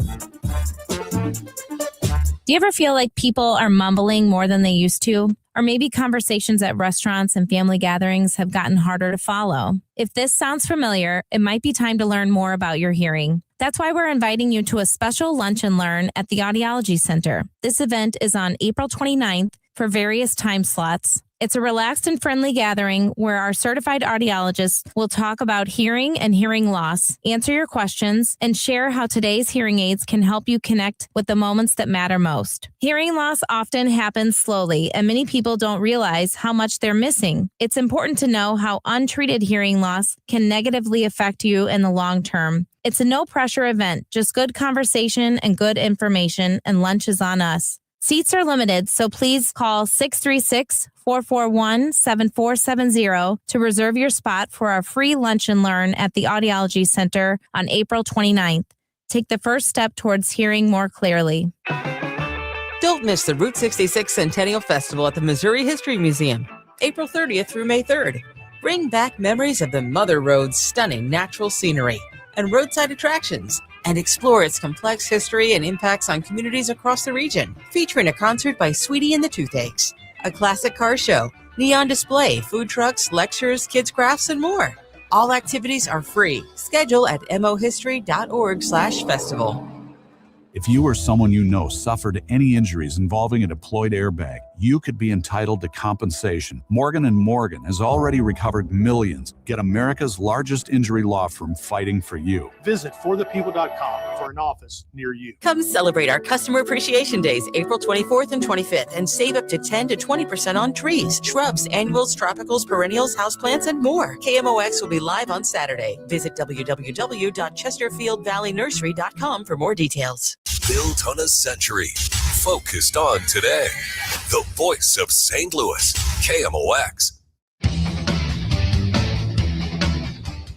It's Gray Bar Sports Open Line right here on KMOX. My name is Matt Pauley, taking you for another about hour and 40 minutes. We are with you until 8 o'clock this evening. It is a Cardinals off night. They get back at tomorrow. This time tomorrow, you'll be listening to John Rooney and Ricky Horton calling the game from Houston as the Cardinals and Astros will play game one of a 3-game series. We always like it when new sports anchors and reporters on the TV side move into St. Louis. We like getting them on this program fairly often just to talk sports with them because that's always fun. But certainly very shortly after they get in town, always like being able to get them on here so our listeners kind of know who they are seeing on TV, and the newest member of the St. Louis TV sports community. You see him on Channel 5. He is Zach Parnes on Twitter at ZParnesTV. He joins us right now on the program. Zach, thanks for taking some time with us. I know we've seen each other a few times over the last month or so, but on behalf of KMOX, welcome to St. Louis. We're glad to have you here. Matt, thanks for welcoming me. It's been a great experience so far, about 90 days now with 5 on your side. Very good experience. Obviously, being under the great Frank Cusimano, there's been no shortage of leadership and also good ideas for me to be able to work off of. But yeah, so far so good, and happy to be joining Corey Miller and Andy Moeller and the team over there. Yeah, so tell our listeners a little bit about yourself, where you're from, what led you to St. Louis. Yeah, so I'm from the East Coast, Maryland specifically, a little town called Frederick. Fun fact, fastest growing city in the state. We got a lot of pride about that over there. But I started my journalism career out on the Delmarva Peninsula, covering everything from Baltimore Ravens, Washington Nationals, World Series run, etc. Left the business for a little bit to do some sports betting stuff, seeing as that's all the rage these days. And, it was a pretty awesome opportunity for a little while. But then that actually led me back to the hometown, where I picked up work covering the Washington Commanders for Fox 5 over there. And now here in St. Louis for the next great opportunity. They reached out to me and sort of threw out an idea of, what the role would be like, a kind of a combination of obviously your traditional broadcast TV, but also getting into a lot of digital stuff for them too. We're potentially going to be working on a sports podcast that's in the work. Maybe a little bit of breaking news here on the program for you, but yeah, that's me in a nutshell. Love what I do and happy to have an opportunity to cover it in this city that I know just sports fans here are so passionate about, whether it's the Cardinals, the Blues, City SC, et cetera. It's just been a great experience thus far. Yeah, you come in a very kind of odd time for St. Louis sports history, specifically around the Cardinals, as they have not been overly competitive the last few years, but at the same time, just a rabid fan base who wants to take in as much Cardinals content as possible. As you've gotten to know the team and also gotten to understand fans who watch and take in all things with the team, what's really struck you? Man, I think it's the fact that the projection was bad, right? And I think that, even with the nice little pop and positivity that they've had, the Jordan Walker burst, et cetera, it doesn't seem like the fans are swayed at all from actually getting out to Busch Stadium night over night. And I think that to me is just an absolute kind of reiteration that the fan base is hungry, just like you said.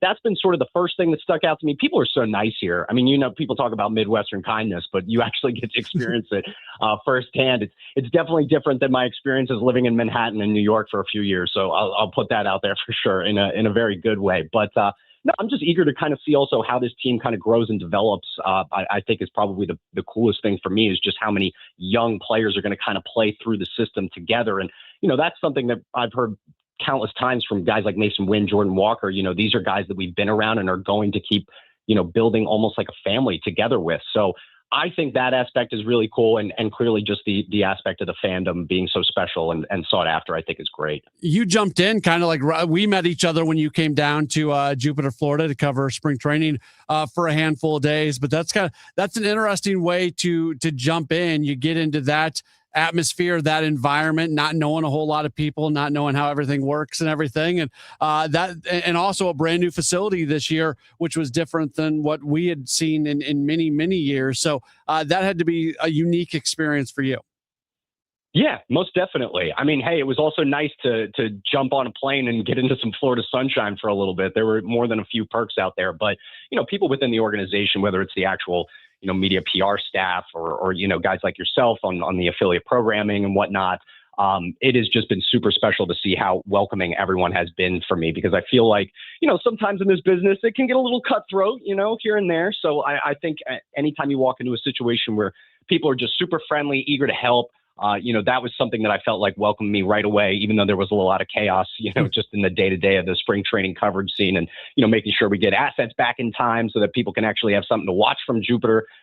So yeah, but a very good experience. And again, not a bad thing when in the middle of winter, you're able to just fly down to Florida for a few days. So I enjoyed that aspect. Zach Parnes is continuing to join us. He is the newest sports anchor, sports reporter with Channel 5. You mentioned it a little bit earlier, but one of the things that I continue to say about this Cardinals team, and it's so early, nothing that's really happened yet is that impactful until we get a little bit deeper into the season to figure out what's real and what's not real. But so many people thought this would be a mostly non-competitive team, and they have been competitive. They've been above 500, knowing that you could be wrong because there's a lot of time left in the season and anything can happen. As you've watched this team play out, what do you feel like is maybe real versus what maybe isn't real? Yeah, I feel like the real hype right now around Jordan Walker is obviously very, promising and whatnot. And I think you see a hitting streak like the one that he has put together. That's definitely something worth buying in on the real side. Whether Holt looks like a legitimate stud at second base defensively, let alone his hitting prowess too. That's another thing that kind of sticks out to me is really real. I don't know, if the Heat keeps up in terms of them being able to stack wins and, kind of rally back. But if that keeps up, I mean, we're talking about a team that maybe ends up, battling for a postseason spot, which was just an afterthought at the beginning of this season. But clearly there's a long way to go.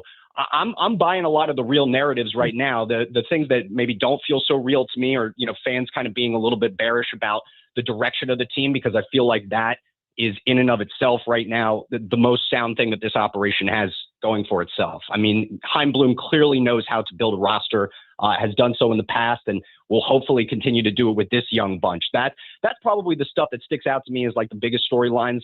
Clearly, I think the arms, are going to need a little bit of help or just reiteration in their ability and the confidence that the staff has in them to go out there every night. I know that fans have been kind of displeased about that in some extent, and that's warranted, but still, hey, a lot of bright spots in a season where you were projected to be a bottom 5 thing. I think in and of itself, that's really great that we're hopefully going to be able to, have this rabid Cardinal fan base really engaged, possibly well into the fall. We'll see. TBD, right? Yeah, for sure. Before we get you out of here, you come in, you're able to catch the final couple months of the Blues season. Hello?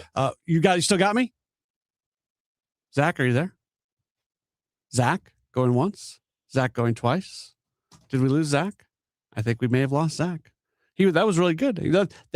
Generally, when you lose somebody on a connection like that, you start to see their connection wane just a little bit, and then all of a sudden they're gone. There was no waning there. He sounded totally clear. All was good, and then all of a sudden I believe we have Zach back. We call Zach back, and I'm going to ask him two more questions. First off, Zach, can you hear me? Yes. Okay. That's an important question to ask. Question number one. Just before we do get you out of here, and sorry about that.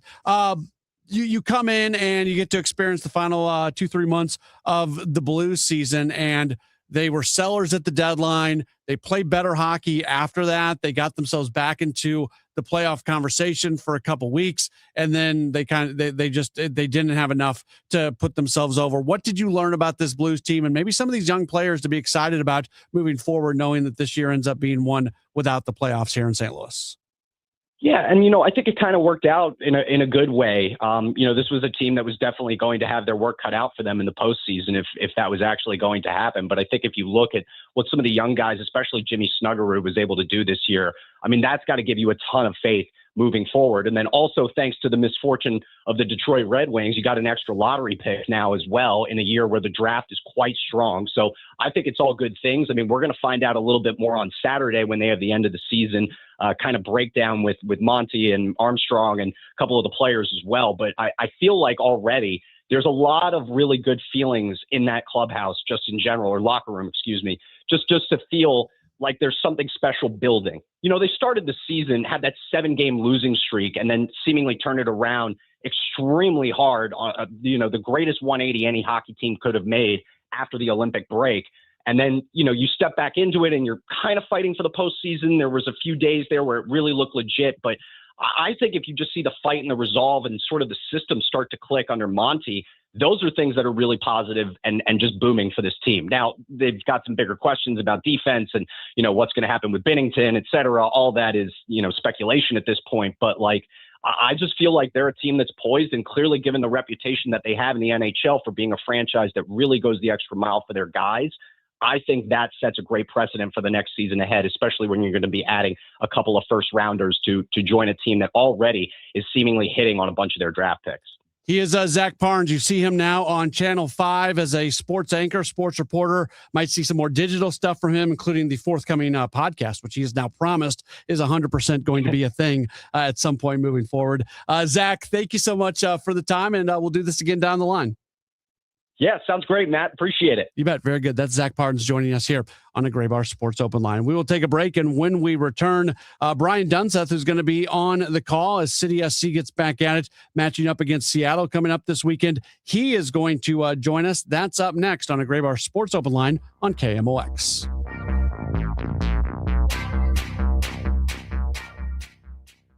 Who's been talking about St. Louis sports since 1985? Bernie Nicholas. If someone would have came to you at the beginning of the season, beginning of the regular season, and said, hey, Jordan Walker's going to have more home runs, more RBIs, a higher OPS, higher batting average than Shohei Ohtani, what would you say? Then said, you're crazy. I'll take it. He's having an incredible season. He really, truly is. Bernie Nicholas. Hear what he has to say on the voice of the Cardinals, KMOX. 2026, I've been hearing from customers and friends that their utility bills went up quite a bit for the electric bill. That being said, and you're looking at buying a new air conditioner, or you're thinking, hey, I guess let's just get an air conditioner so it helps with the electric bills. If you have an old system, it definitely can help you. But watch your thinking. Just because you are told this is a so-called high-efficient air conditioner, it's not going to save you nowhere near what you think it's going to save you. Just replacing your old equipment is the biggest thing, and make your house efficient. An air conditioner is not going to make your house efficient. That being said, it's a great time to purchase an air conditioner if you get the correct one. Don't overspend. Don't believe the hype. In other words, don't drink the Kool-Aid. Call me, Bart Inman, at 314, one easy number, Missouri and Illinois, 314-293-2600. Again, the easiest of numbers, 314-293-2600 or bartinman.com. God bless. NBA fans, listen up. You can enter FanDuel's Play-In Palooza for a chance to win a share of $2 million in bonus bets every day of the Play-In tournament. All you got to do, place a live bet using your Play in Palooza token. Then you will automatically be entered for a chance to win a share of $2 million in bonus bets. So don't just watch the NBA play-in tournament from the sidelines.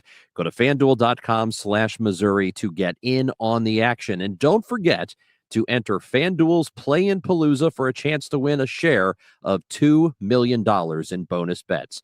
Play your game with FanDuel, official sportsbook partner of the NBA. Must be 21 or over and present in Missouri. No purchase necessary. Opt-in required. Limit one entry.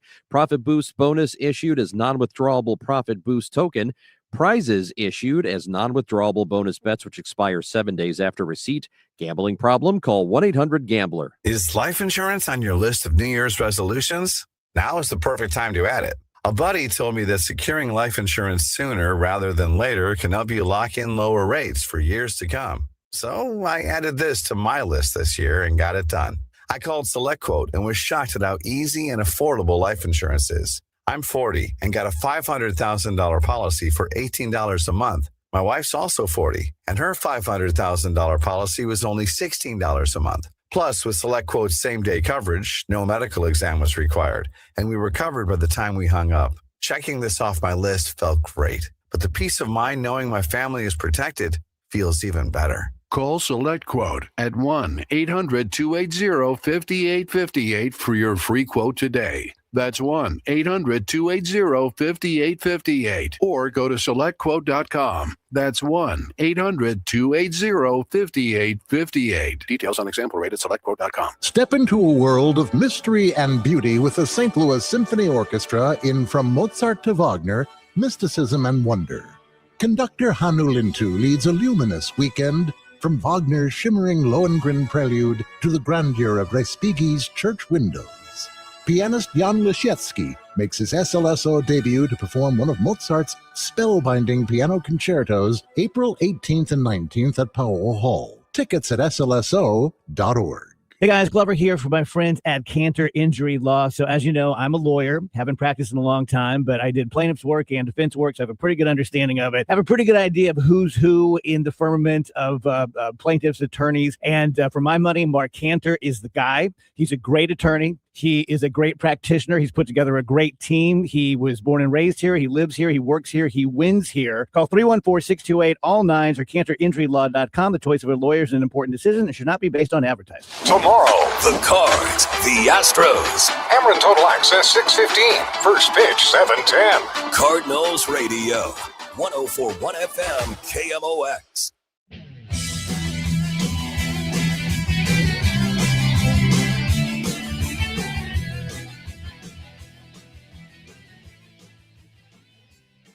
Graybar Sports Open Line. Matt Pauley hanging out with you as we take you through this evening all the way until 8 o'clock.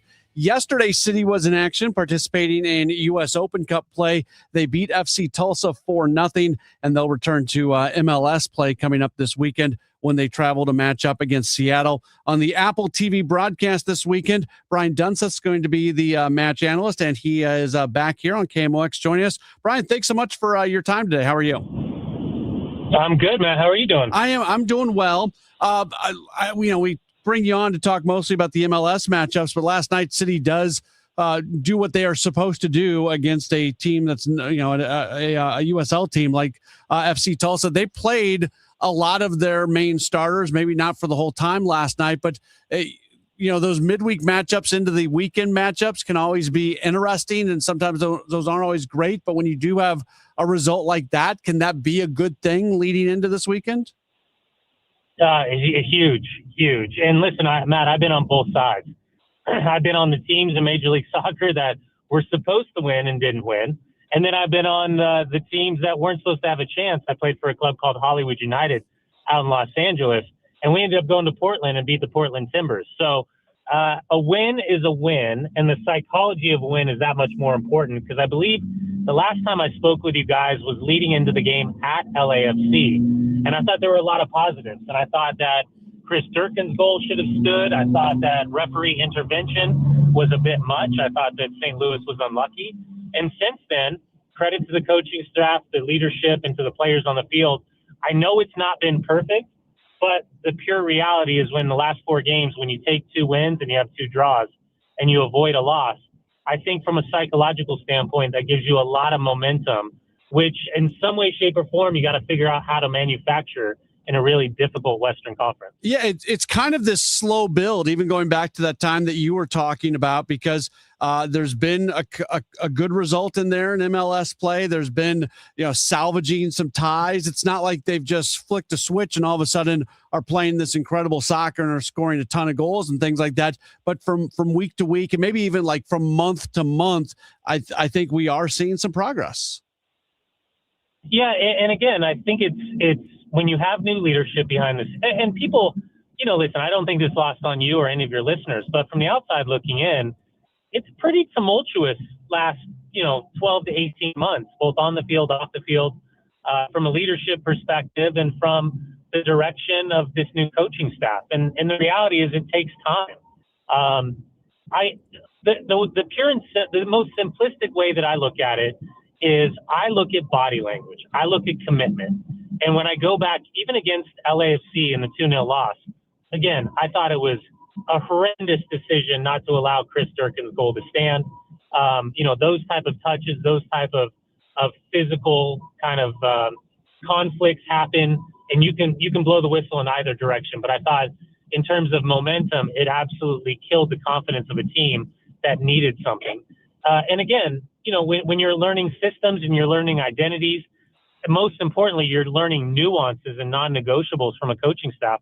All those things, I like to preach patience, but the reality is, it's a fan base that's used to success. It's a fan base that has created early standards of expectation, and so now it's up to the players to apply those expectations along with the tactical acumen of this coaching staff. It's going to be the first time this year that they play a repeat opponent. Is there value in being able to look back at what happened earlier when they lost to Seattle 1-0 and now come back with another opportunity against them? It's so funny you asked this question because I was just having this debate with Jesper Sorensen in Vancouver because they played in Portland and then it already had the return fixture in Vancouver against Portland. Real Salt Lake was on the road at San Diego a couple of weeks ago, and now this weekend they play host to San Diego. So yeah, you get better. I think for the players that are new, you get great data points of tendencies, player profiles, strengths, weaknesses. Are they big? Are they tall? Are they strong? Are they fast? Are they great with their left foot? Better with their right foot? All of those things are great. But then you come into the acute conversation of a chess match between managers. And in a world where Brian Smetzer in Seattle, which, by the way, are not going to be on artificial surface, they're going to be on that World Cup grass. Mm-hmm. I thought they had a phenomenal performance against Tigres. And we're only undone by that away goal that they couldn't figure out a way to get, 2 weeks ago, versus the St. Louis team that now is looking at going 5 games without a loss and continuing to build momentum. So, you can take bullet points, but the reality is there's always going to be somebody who thinks he's the smartest person in the room that wants to come up with this, really nuanced idea of how to take advantage. And those margins are always going to be extremely thin in what this Western Conference is looking like. It's been just, a little bit under 2 months since these two teams played. And 2 months is not a short amount of time, but in an MLS season that goes on for so long, it's a relatively short amount of time within the season. Going back to when you were playing, if you did play a team twice over 7 matchups as this is, does it feel like you just played them just a moment ago, or does it feel like it's been a little while? It could. Yeah, it certainly could. But I was also, it gives you a little insight to who I was as a player, is I was also looking at the maliciousness of a little bit of revenge, best served cold. Because I was always thinking about who caught me with an elbow, who hit me with a cheap shot off the ball, who studded my shin that I still got a scab on that I'm dealing with. So that was just me in my mindset. But no, I think it's also, these margins are so razor thin, and I know fans don't like to hear it, but there is a certain amount of manipulation that happens. And whether, people don't like diving and people don't like feigning in the box and all those things, But in the modern game, what we're seeing are the margins are so thin. The manipulation of the referee into your favor sometimes can be massive. So, yeah, I think it's going to be very clear and obvious for St. Louis City. How do you minimize Albert Rusnak in particular? How do you upset a guy like Christian Roldan in that midfield, who's really the heart and soul? How do you take advantage of Costa Rienzi and Snyder Brunel, some of the younger players, because Brian Smetzer historically always has a teenager or a young pro in his side early. The center back conversation is an issue. Jackson Reagan's healthy, but who plays alongside him? We thought we were going to see Andrew Thomas being the undisputed keeper, and then Stefan Fry gets the games against Tigres. And then ultimately guys like Jesus Ferreira, Paul Arriola, Jordan Morris, how do you minimize their athleticism in the attacking phase of play? Those are all kind of the easier bullet points if I was a fan of St. Louis City that I'd be looking for. Brian Dunseth, he's going to be on the call here on Apple TV. I keep bringing this up every week because bluntly, when over the last couple of years, I can't tell you how many people would hear these interviews and they would say, you know what, I've got Apple TV. I just can't bring myself to getting, that second paywall subscription. Well, that's gone now. If you have Apple TV, you have access to the entire MLS on Apple TV package. And it's you guys are continuing to put together great content and great game broadcast on every week. And now if you're there for Ted Lasso, you can be there for MLS soccer as well. Yeah, listen, it's been a fun one for us. And, we've seen the power of obviously Lionel Messi and Thomas Muller and Sung Hyung Min, just to name a few. But the fact that it's not behind a double paywall, the numbers are extraordinary. I think we all understand, especially usually my partner, Max Brados. I'm going to be with Blake Dolan this weekend. Max is going to have hosting duties at the studio. Max and I have always had a blast every time we've had the opportunity to be a part of these St. Louis City matches, especially in St. Louis. So listen, incredibly educated fan base. Historically, that city knows its soccer, knows its football inside and out.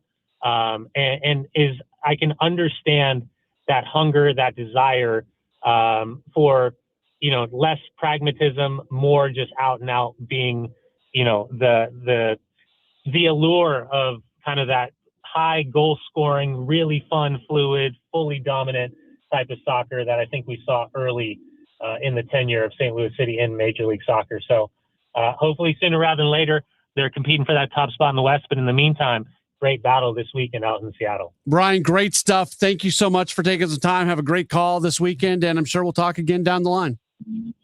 Absolutely. Looking forward to the next conversation. Thank you. Awesome. Very good. That's Brian Dunseth joining us here on the program. He's going to be on the call on Apple TV this weekend to City SC. They get back at it against Seattle. They're returning to MLS play after playing in the U.S. Open Cup last night against a USL team and getting the win last night and looking pretty good doing it. We'll talk a little bit more about that. There was one thing, and it was, I'd say it was connected to the fans. It was more connected to the supporters of City SC and the folks who have made a big deal about certain things that bug me just a little bit. We'll talk about that later on in the program. We'll jump back into a little baseball before we wrap up hour number 1 of the program. You are locked into a Gray Bar Sports Open Line on KMOX.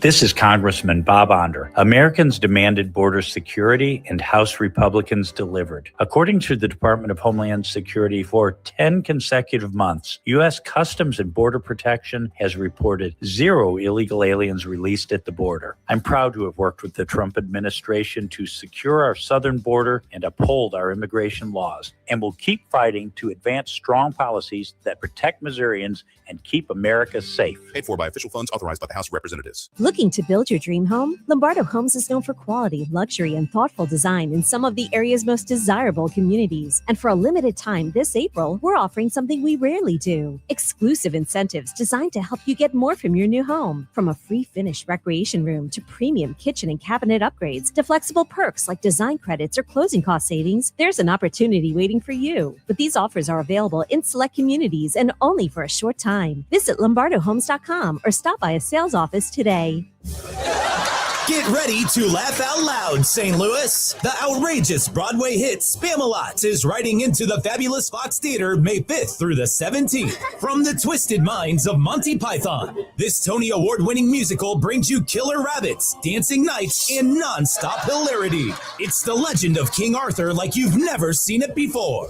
More information can be found at KMOX.com/events. If you owe the IRS, you have a legal issue, and you need the Lance Drury Law Firm. We'll protect your rights. Log on at lancedrurylaw.com. I'm Piera Palazzolo, VP of Digital Marketing for the American Management Association, a company focused on the management training skills needed to enhance the careers of business professionals. We did our research when it came to the best companies for website development and chose AmericanEagle.com. And we couldn't be happier. AmericanEagle.com worked closely with us to understand the front and back end requirements needed to launch an e-commerce website that could handle the complexities of running thousands of seminars nationwide. Our robust new website and improved SEO saw immediate increases in site traffic and web revenue. If you're in need of managerial effectiveness and success, visit our website at amanet.org. If you're in need of a website that provides an unparalleled consumer experience, I highly recommend AmericanEagle.com. Transform your business today. Dial 877-WEB-NOW-1 for a free digital consultation with AmericanEagle.com. In a world in need of a hero, one man rises to the challenge in style. He is... just driving the kids to soccer practice. Make every day feel epic in the all-new Hyundai Palisade Hybrid with up to an EPA estimated 619 miles of range on select trims, advanced tech, and class-leading interior space. Visit HyundaiUSA.com or call 562-314-4603 for more details. And hey, come on, no cleats on the seats. This is the story of the one. As a procurement manager for a hospital system, she keeps every facility in her network stocked and ready. That's why she counts on Grainger to be her single source for thousands of products, from disinfectants to lighting, air filters, and more. And with fast, dependable delivery, Grainger helps her keep every facility stocked, safe, and running smoothly. Call 1-800-GRAINGER, click Grainger.com, or just stop by.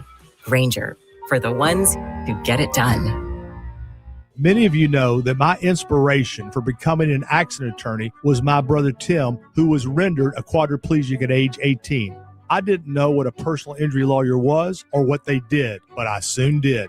Tim was treated terribly by the insurance company, and I became enraged. It was a constant delay and deny.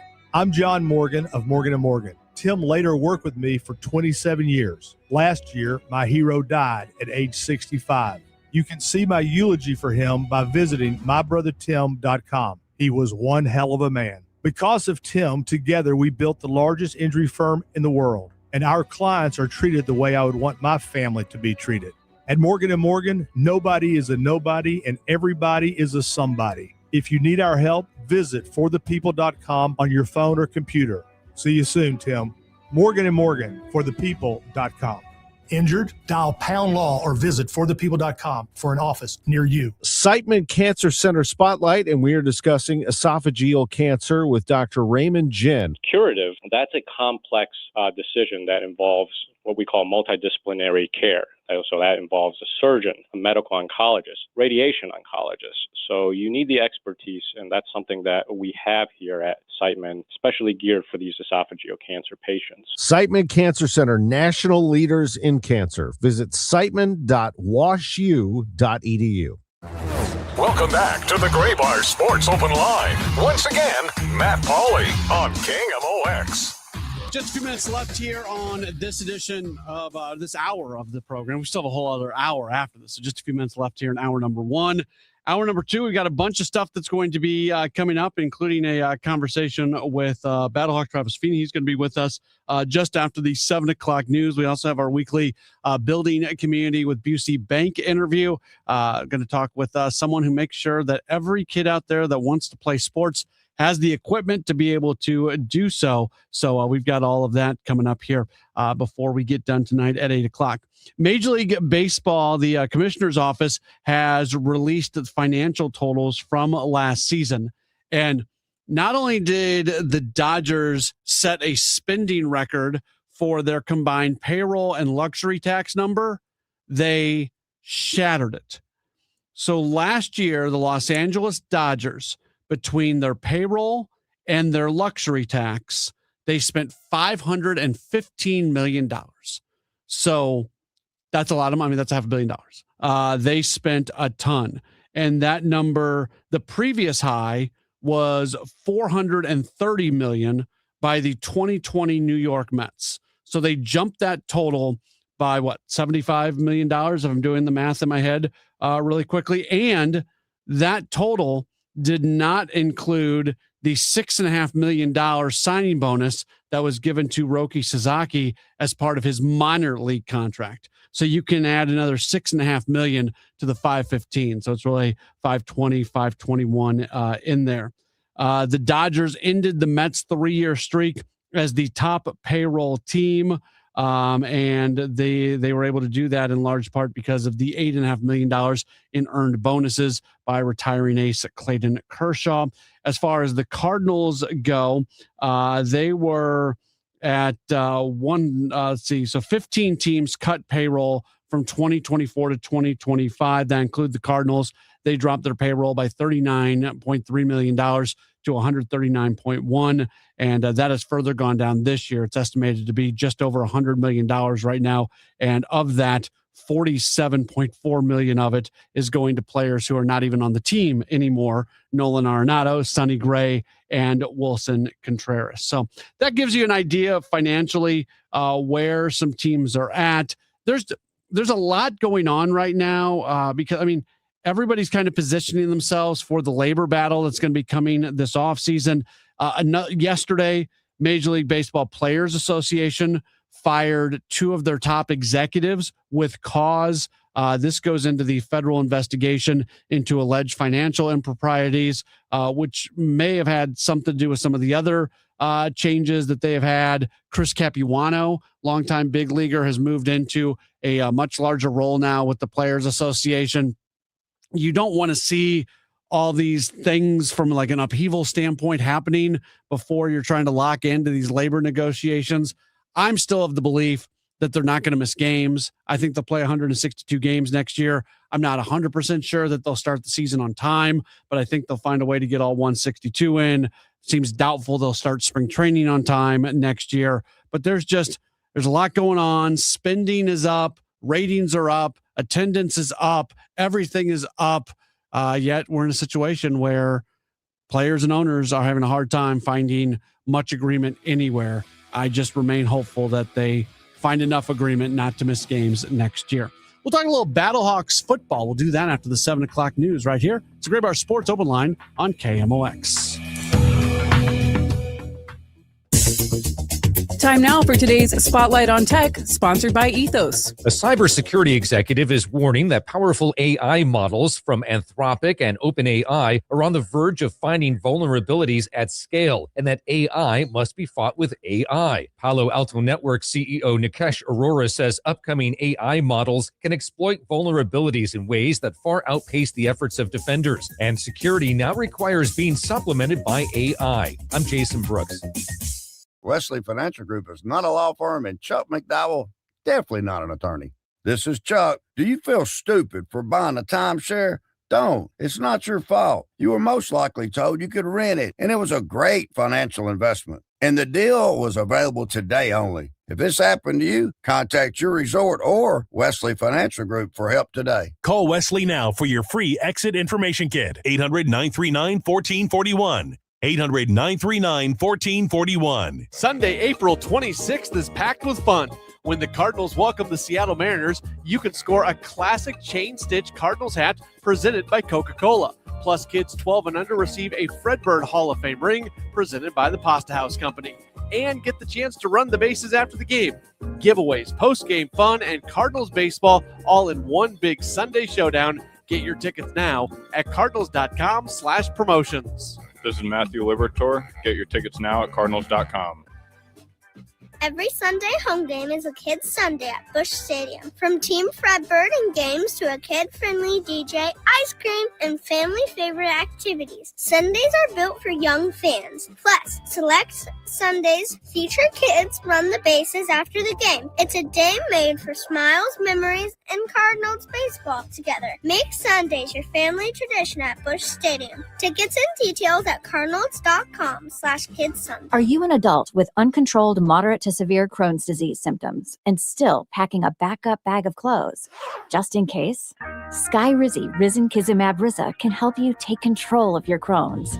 Feel significant symptom relief, including less abdominal pain and fewer bowel movements at 4 weeks. Plus, Skyrizi is proven to help people achieve remission and visibly improve damage of the intestinal lining. Individual results may vary. Skyrizi is a prescription injection medicine. Don't use if allergic to Skyrizi. Serious allergic reactions, increased infections, or lower ability to fight them may occur. Before treatment, get checked for infections and tuberculosis. Tell your doctor about any flu-like symptoms or vaccines. Liver problems leading to hospitalization may occur when treated for Crohn's. Ready to take control of your Crohn's?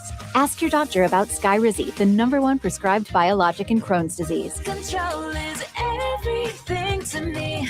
Learn more at skyrizi.com or call 1-866-SKY-RIZZI. The trusted voice of St. Louis. KMOX AM St. Louis. KMOX FM Hazelwood. Always live on the free Odyssey app. This is CBS News on the Hour, your home for original reporting. I'm Christopher Cruz in Washington. Are prices at the pump too high? Not if you ask President Trump. CBS's Caitlin Huey-Burns has that. He downplayed rising gas prices. They're not very high if you look at what they were supposed to be in order to get rid of a nuclear weapon with the danger that entails. Gas prices have risen more than $1 since the war started nearly 7 weeks ago. And as Americans file their taxes this week, the president is touting the gains from his tax policies. But rising gas and food prices threaten to wipe out those savings. We save a little bit of money on taxes, but we're paying so much more for groceries and for gas. The president also said today informal peace talks between the U.S. and Iran are going well. He's in Las Vegas, where he'll talk about casino employees benefiting from legislation that eliminates taxes on tips for most of them.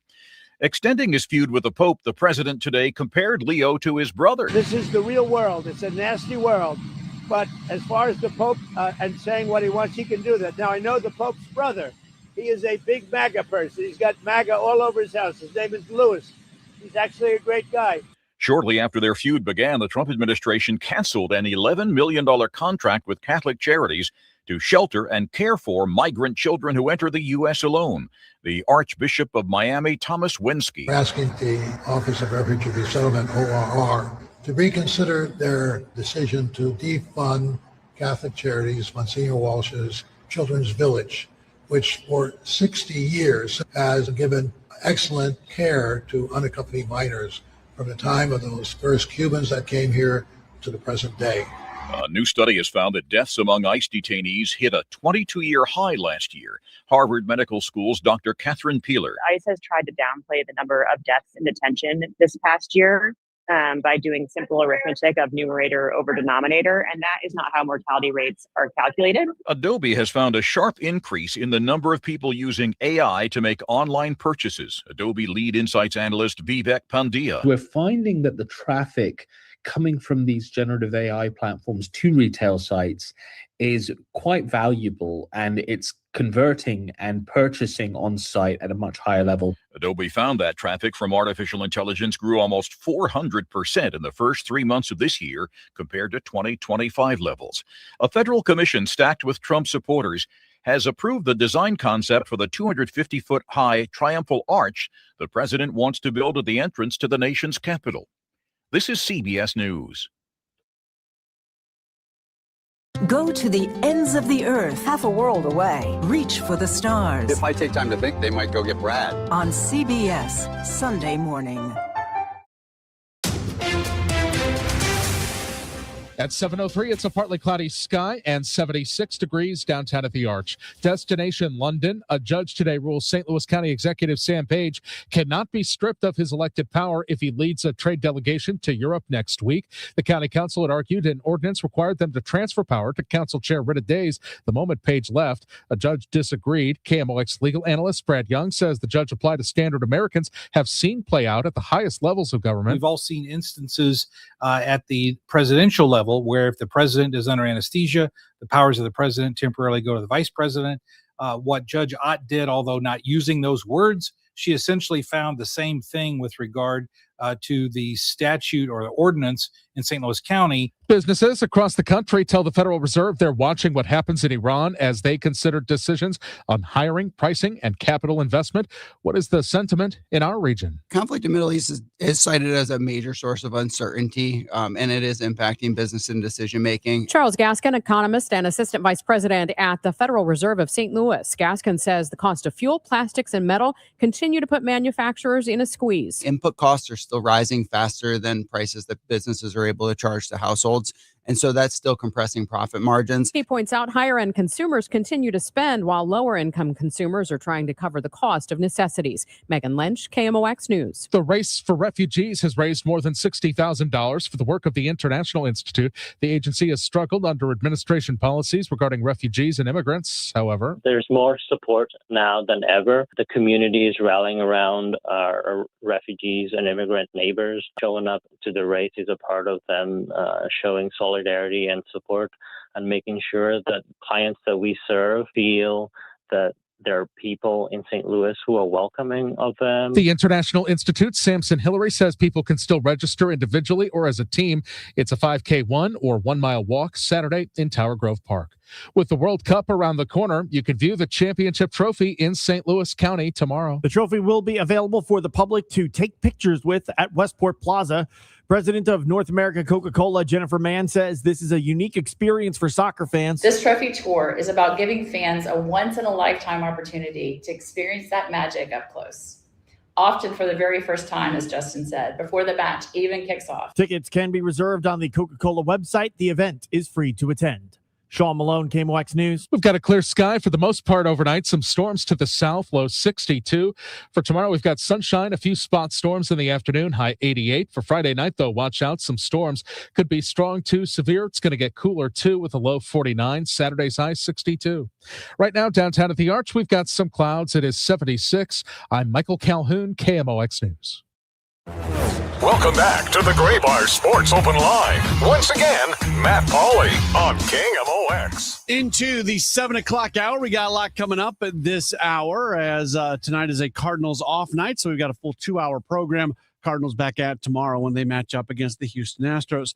In action this weekend, the Battlehawks are going to get back at it. Coming up on Saturday morning, they are going to play in our nation's capital against the DC Defenders. They're coming off a good win at the Dome this past weekend when they knock off Birmingham 34-30. And we're very happy to welcome back onto the program right now. We can now say longtime Battlehawk. He's been there for a while, doing a great job. He is linebacker Travis Feeney, joins us right now. Travis, thanks for taking some time with us today. How are you? Doing good. Thanks for having me, Matt. Appreciate y'all. Yeah, absolutely. So, like I mentioned, you've been with the team now for a good amount of time. Coaching change this year. What's it been like for you with a new head coach and Ricky Prohl and just a new staff and everything that goes along with that? Yeah, man. As the one of the OGs, it feels good, man. I had Coach Ricky in 23. He was a position coach, but I mean, having him as a head has been amazing. I mean, he's a guy that. He's definitely a player's coach. He's a guy that understands what we're going through and really tries to understand guys. And, honestly, he's a guy that you just don't want to disappoint. So, I mean, when you got a coach that you don't want to disappoint, he just makes you play harder. Talk about that more a little bit. What does a coach do? How does he carry himself to be one of those guys that you say, you know what, I got to play for this guy. I don't want to disappoint him. Well, I mean, just right off the bat, man, we've had a couple guys out for the season, guys get hurt. And, a lot of times coaches kind of put you in the back burner and forget about you kind of deal.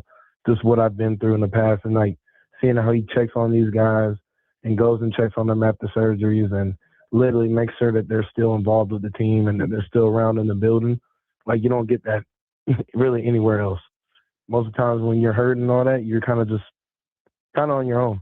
You're dealing with training staff, but you're kind of you're kind of put to the side. But he makes sure that the guys are still involved in the team because they are. They're part of the team still, even though they're hurt for the whole year. But he really makes sure to let them know that they're still Battlehawks at the end of the day. So, and that he cares for them, Yeah, that's really cool to hear about him for sure. With a new coach, you're going to have a new coaching staff, and I know the defensive staff a little bit different, and even the defensive scheme is a little bit different as well. Do you like what it's been like so far this year defensively? Yeah, man, it's been good. It's been really good. I mean, it's been definitely an adjustment period. Different coaches, different mindsets, different ways of teaching. So it's just adapting to it, and it's been working out. It's been going really well. The guys are hyped. The guys are ready to go. We're feeling good. I think there's a lot of communication. There's a team that talks a lot, breaks down games, breaks down the game plan. There's a team that really, everybody kind of can hold each other accountable kind of deal. So I think that's a really big thing with this new staff that we're doing a lot. I mean, not that we didn't do it with our other staff, because I love my other coaches too. But, so that's just some little subtle changes. When it gets into film work specifically, how much better can that make you when you're really getting into that between games and taking a look at what you did well, what you need to do better, and just really locking in on that? Yeah, I mean, I think for me, I'm a guy that looks more for tendencies. Whether a guy's twitching his back foot, or he's lining up a little more behind the line, or he's lining up outside the guard, or the running back is outside the tackle, or he's closer to the QB, and you start to notice some things and when you watch film a lot, and you can catch on to that stuff and those details. Like maybe you might not be able to catch the exact play, but you can catch if it's a run or a pass. And even with just knowing that little part, it's going to help you play so much faster. If you catch a guy on a tendency and you know about it going into the game, do you try to sit on it until you can use it in a big moment, or is it something that you're trying to take advantage of right from the beginning? Oh no, I'm taking advantage of it right off the bat. And I mean, if I'm feeling good enough, I'm talking mess and letting it be known that I know what's coming. That's great. I love it. This weekend, you're going to face off against the team for a second time. Opened up the season at home against DC. Really close game. You guys won 16-10. What are the things? What are the keys as you match up against this team for a second time in about a month? Yeah, man. The keys is just to stay consistent. The keys and just to get 11 of those on the defense and do our job on our side. And then get our offense on the field as much as we can, and to keep their offense off the field as much as we can. It's really just not to outplay and not do our responsibility. Just everybody just do their job, and not to get too hyped up about the rivalry. It is a rivalry, but it is just another game, and there's just another team that's in the way. We just happen to not really like each other very much. Yeah. How do you do that? How do you make sure that it's good not to like your opponent, but at the same time, you don't want the emotion of that to cross a line where it actually hurts you more. Yeah. So how do you go about managing that? Man, myself, man, I just, like I say, man, I just take them as it's just another team. It's just another team. I'll handle all my other emotions of it after the game. But other than that, man, it's just another team. I just look at them. Oh, they're a team that runs counter. They're the same team. Team that runs power, they're the same team that runs. It's just another team that runs power.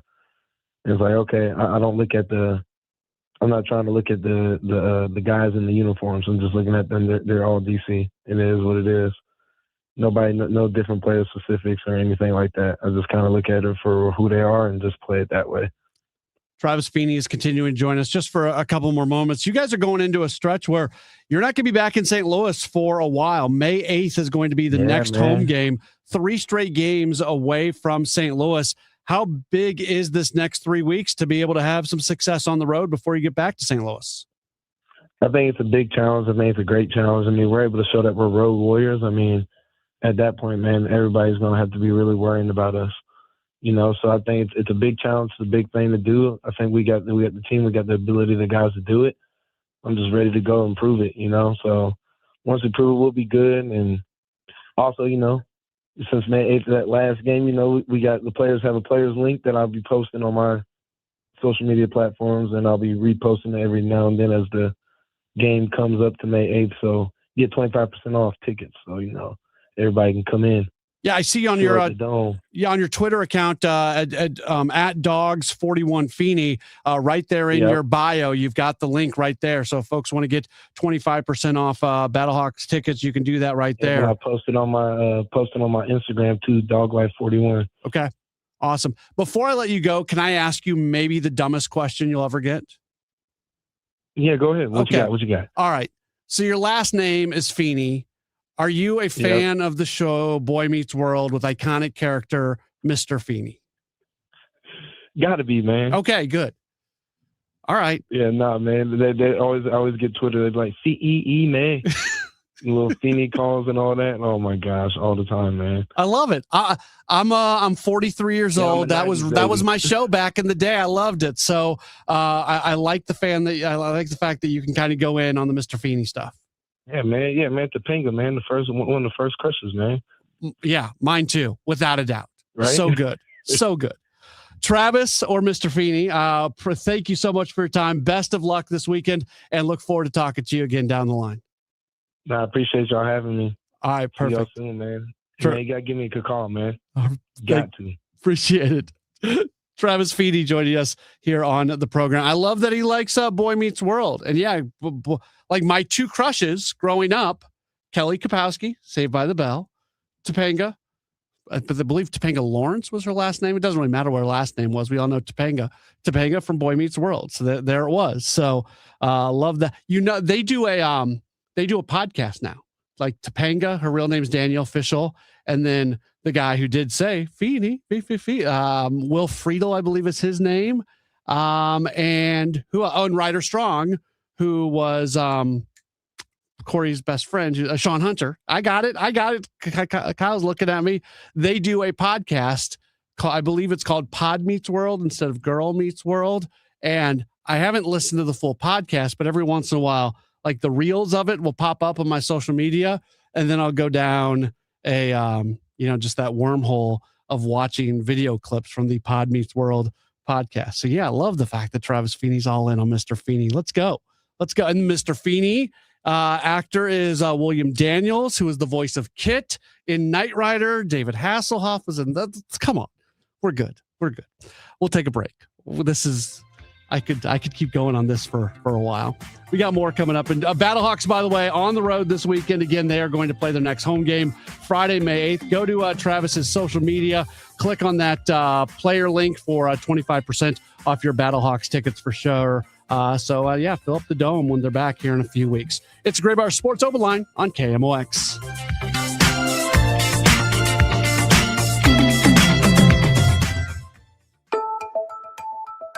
Saving money is hard, but what's worse is when you save all year, hoping to use that money for a nice vacation, and then your AC unit dies and that money is gone. Now imagine yourself in retirement. You've saved a nice amount, hoping to use it for fun. But every time you take money out of your 401k, you get hammered in taxes. It's a sad fact, but your number one expense in retirement may not be cruises and trips. It could be taxes. At the All Financial Group, we believe in keeping more of your money where it belongs, with you. Join the All Financial Group for their Taxes in Retirement Seminar, Tuesday, April 21st and Thursday, April 23rd. You must qualify to attend. Call today to reserve your spot, 636-230-8824, or go online to yourmoneymattersstl.com. Investment advisory products and services made available through Impact Partnership Wealth, LLC, IPW, a registered investment advisor. Neither the firm nor its agents nor representatives may give any tax or legal advice. Individuals should consult with a qualified professional for guidance before making any purchasing decisions. All right, so I love talking about the folks at i3 Broadband because, man, I got a lot going on in my life. I've got a great job. I work a lot, but I've got a wife. I've got 2 kids. There's stuff going. I work nights. Like there's just a lot going on in my life. There's a lot of things that I got to think about. And one of the things I never ever have to think about is there going to be enough bandwidth in the Pauley household? Is my internet going to be up or down, or what's going on? I never have to worry about any of that because I have i3 Broadband. I've never been like passionate about my internet service provider before. It seems kind of silly, right? Why would you ever be? Are you passionate about the water company? Are you passionate about the electric company? But I am legitimately and genuinely passionate about who provides internet for me. I had i3 broadband, and I felt the exact same way before I was ever talking about them on the radio. And it's really, there's a few simple things you need with your internet. You need it to be fast. Yeah, they've got fast internet, 1 gig, 2 gig, 8 gigs. They mirror their upload and download speeds. That's a really big deal. So you never have to worry about that. Reliability, they're the best. Basically, they don't go down. It's awesome. I've had other service providers. Never, ever have I had an internet provider that was as consistently active as i3 broadband. Because it's the worst thing in the world. You're trying to get some work done. You're trying to be on a video call and boom, it just drops. Or you're streaming something on Netflix, boom, it just drops. Don't have to worry about that with i3 broadband. And their prices are great. I never feel bad about the amount that I spend every month. Where with other providers, you're like, what am I doing spending this money? Check them out for yourself. See if they're available in your neighborhood. i3broadband.com/radio. i3broadband.com/radio. Go there, get the best deal possible. Put your address in, i3broadband.com/radio. Attention. Have you racked up $10,000 or more in credit card debt? Are you barely getting by making minimum payments? With credit card debt reaching all-time highs, National Debt Relief is notifying consumers about significant debt relief options currently being made available to help those with overwhelming credit card debt. These options may reduce a large portion of credit card debt for those who qualify. You don't need to declare bankruptcy or take out a consolidation loan, and you may only have to pay back a fraction of what you owe, even if you have bad credit. National Debt Relief has already reduced the credit card debt for more than 550,000 consumers. So don't wait. If you owe $10,000, $20,000, or even $100,000 in credit card debt, you can now take advantage of this financial debt relief as the cost of living continues to skyrocket. To check what debt reduction you may qualify for, call 800-358-6868. That's 800-358-6868. Again, 800-358-6868. Turning 50 doesn't mean slowing down. It means getting smarter about your health. That's why we created Neovitin Men's 50 Plus Multivitamin. It's doctor formulated to support your energy, immune health, and overall vitality. Plus, it's made in the U.S. using the finest domestic and international ingredients. Take control of your health with supplements you can trust. Look for Neovitin Men's 50 Plus at your local Schnucks, Dierbergs, or online at neovitin.com. Neovitin, made for men who keep moving forward. Hey, Missouri, it's game time. Start betting like a pro with the world's largest sportsbook at your fingertips. Hi, I'm Derek Stevens. I'm a lifelong sports bettor, and I'm the owner of Circus Sports. It's sports betting the way it should be, with high limits, player-friendly pricing, exceptional customer service, and more. Download your new bookie at circusports.com. The action starts now, Missouri. Experience the difference with Circus Sports. Bet like a pro. Must be 21 or older. Gambling problem? Call 1-800-GAMBLER. An important message from S&L Coins. S&L Coins pays top dollar for your gold and silver coins, old currency, gold-filled jewelry, scrap gold and silver, silver plating, gold and silver bullion. Get a quote with a call to S&L at 544-3600. S&L Coins, 544-3600. Or visit S&L Coins at 9300 Gravois, just east of McKenzie. Open 9 to 5 Monday through Friday, 9 to 4 Saturday. Before you sell, call S&L 544-3600. Our annual Customer Appreciation Days are back. Save 10 to 20% on your garden and landscape needs on April 24th through 25th. Visit www.chesterfieldvalleynursery.com for more details. KMOX will be live on site Saturday from 8 a.m. to 10 a.m. Are you trying to lose weight and nothing is working? Do you keep hearing about GLP-1s, but you don't know where to start? STO Weight Loss Injections can get you started on a real and impactful weight loss journey. For details and to schedule an appointment, head to STOWeightLossInjections.com and get started for just $199. One city, one voice. KMOX, the voice of St. Louis.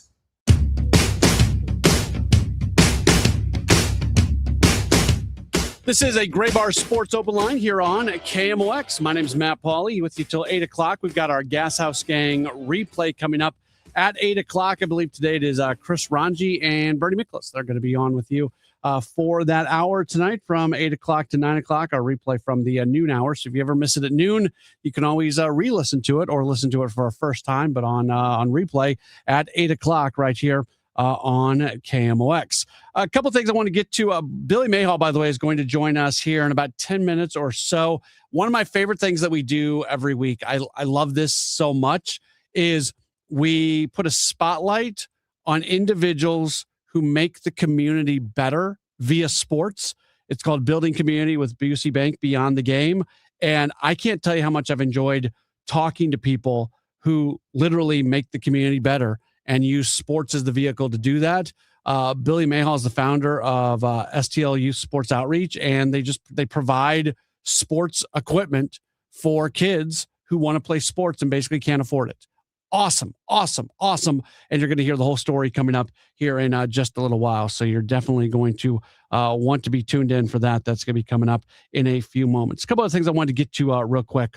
Missouri basketball, they have picked up a new player, and it's interesting because it is somebody who played at Kansas, and that has never happened before. Now, previously, what happened was you really couldn't have like in-conference transfers very often. There were rules. There was an extra year of sitting out. Well, now Missouri and Kansas are not even in the same league together, and all the rules about transfers and everything have basically been thrown out the window. Yeah, so first time ever, Bryson Tiller, who played at Kansas, has transferred to Missouri, and that's it's an interesting story. Over at the Post-Dispatch, Eli Hoff, who does a great job covering Mizzou athletics, wrote about it and wrote about the relationship that Tiller has had with Mizzou basketball coach Dennis Gates, going back to when he got offered at Cleveland State, when Gates was coaching at Cleveland State. I just I like, stories like this are fun, where never ever have you ever seen somebody transfer from Kansas to Missouri. And we'll probably see a little bit more of that moving forward, but just in the sense that you can do anything that you want seemingly right now in college athletics. And now the fact that they're not in the same league together just adds that much more to it. Not that the rivalry isn't as strong as it's ever been. It is just a little bit different. Also wanted to mention Blues are in action. They are wrapping up their season. Just a bummer that the season has to come to an end, and they played better hockey down the stretch, but it just did not go the way you would have liked for it to go. I'm still stuck on those two games against the Sharks and the Kings that they lost 2 1-goal games there. Man, if something else would have happened just a little bit different there, we could be having a very, very different conversation right now about where they're at. But with everything said and done, Blues are going to unfortunately miss the playoffs, and it's going to be a very, very interesting offseason for sure to see what it's going to look like for this team here moving forward. They're going to finish just a handful of points out of a playoff spot, but it really doesn't matter if you're a handful of points or if you're all the points out of a playoff spot. We'll take a break. We got more coming up. Don't go anywhere. You are locked into a Gray Bar Sports Open Line right here on KMOX.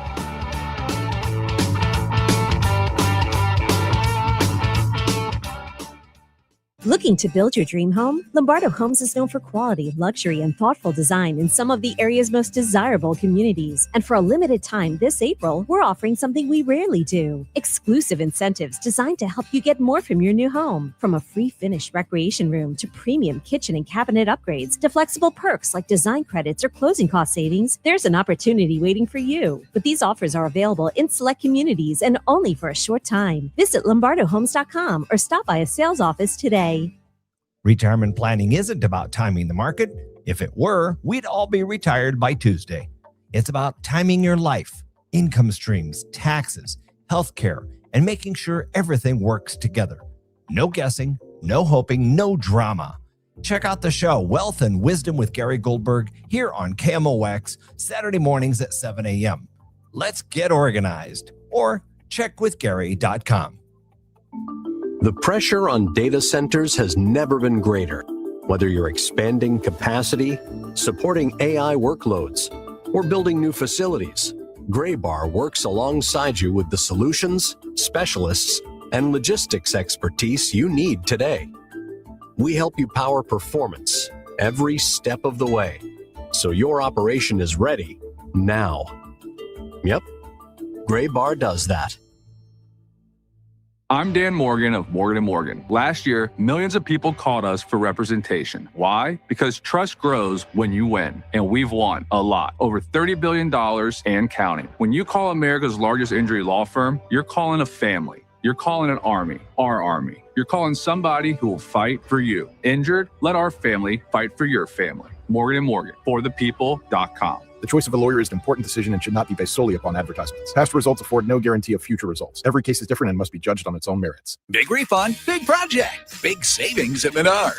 Turn your tax refund into your next big project. It's easy to create your dream kitchen with Clearview Cabinetry, offering a selection of finishes made with the finest materials. Clearview Cabinetry offers features like soft closed doors and drawers and cabinet accessories to match your unique style. Save big money on Clearview cabinets and check out our weekly flyer on Menards.com for more great deals happening this week. Save big money at Menards. It's Spring Power Week at all Seidenstricker Nobe dealerships across Missouri and Illinois, April 11th through the 18th.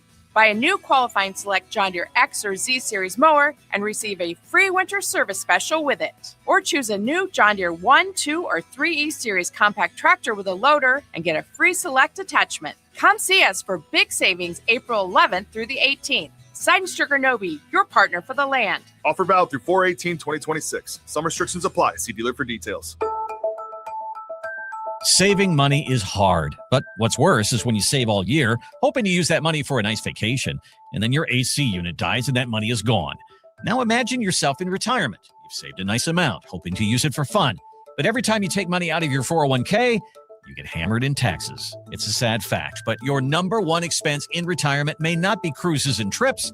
It could be taxes. At the All Financial Group, we believe in keeping more of your money where it belongs, with you. Join the All Financial Group for their Taxes in Retirement Seminar, Tuesday, April 21st and Thursday, April 23rd. You must qualify to attend. Call today to reserve your spot, 636-230-8824, or go online to yourmoneymattersstl.com. Investment advisory products and services made available through Impact Partnership Wealth, LLC, IPW, a registered investment advisor. Neither the firm nor its agents nor representatives may give any tax or legal advice. Individuals should consult with a qualified professional for guidance before making any purchasing decisions. Get inside your Redbirds in the 2026 season every Tuesday at noon. It's All Access with Cardinals manager Ollie Marmol on your voice of the Cardinals, KMOX.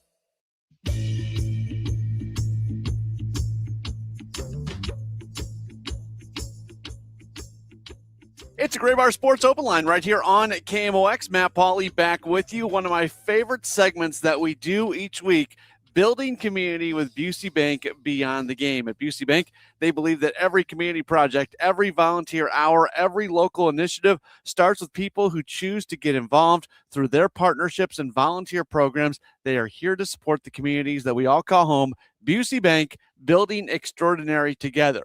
So here's what we do. Each week, we put a spotlight on somebody or an organization that's making our community better through sports. And just a quick sidebar on that. If you've got anybody that you think that we should be spotlighting, feel free to drop me a line. You can find me on Twitter. Send me a DM at Matt Pauley on air. You can always just email me, matt.pauley@odyssey.com. And just love being able to tell as many of these stories as possible. So with that, we are going to welcome Billy Mayhall on to the show. Billy is the founder of STL Youth Sports Outreach, and this is an incredible organization. They've been around for more than 10 years, and essentially what they do is they provide sports equipment to kids so kids can go play sports and at no charge. It's really, really cool. So let's learn a little bit more about STL Youth Sports Outreach. With that, we do welcome Billy Mayhall onto the program. Billy, thank you so much for taking some time with us today. How are you? I'm good, my friend. Appreciate you guys having us. Thank you very much. Yeah, absolutely. So I kind of gave a rundown of what you guys do, but I'm sure you can do a better job than I can for sure. Talk about your organization a little bit and what you guys do and why, where you saw that need and why it got started. Absolutely. So about 15 years ago, we've been going now, and I was driving to work with a buddy one day. I had a T-ball team I was coaching, and one of the moms said, I can't afford to play this year. It's just the money's too much. We were playing at ABC Ballpark, and I think the fees were like $35 with the uniform. I said, I'll pay for it. Don't worry about it. And she's like, it's not just that. I need a new bat, bigger size cleats. So I I told my buddy Billy Stiles, I said, I got an idea. I just don't know if it's worth it. And he said, if you help one kid, it's all worth it. And then that started it all, to be honest with you. And one thing led to another. I put a post out and I said, hey, I need a 27-inch bat, a size 4 cleats or whatever it was. And next thing you know, I had 2 or 3 pair of cleats on my front porch, 2 or 3 helmets, a couple bats. And it started as something really small and turned into something absolutely beautiful, to be honest with you. It's amazing what the community's done.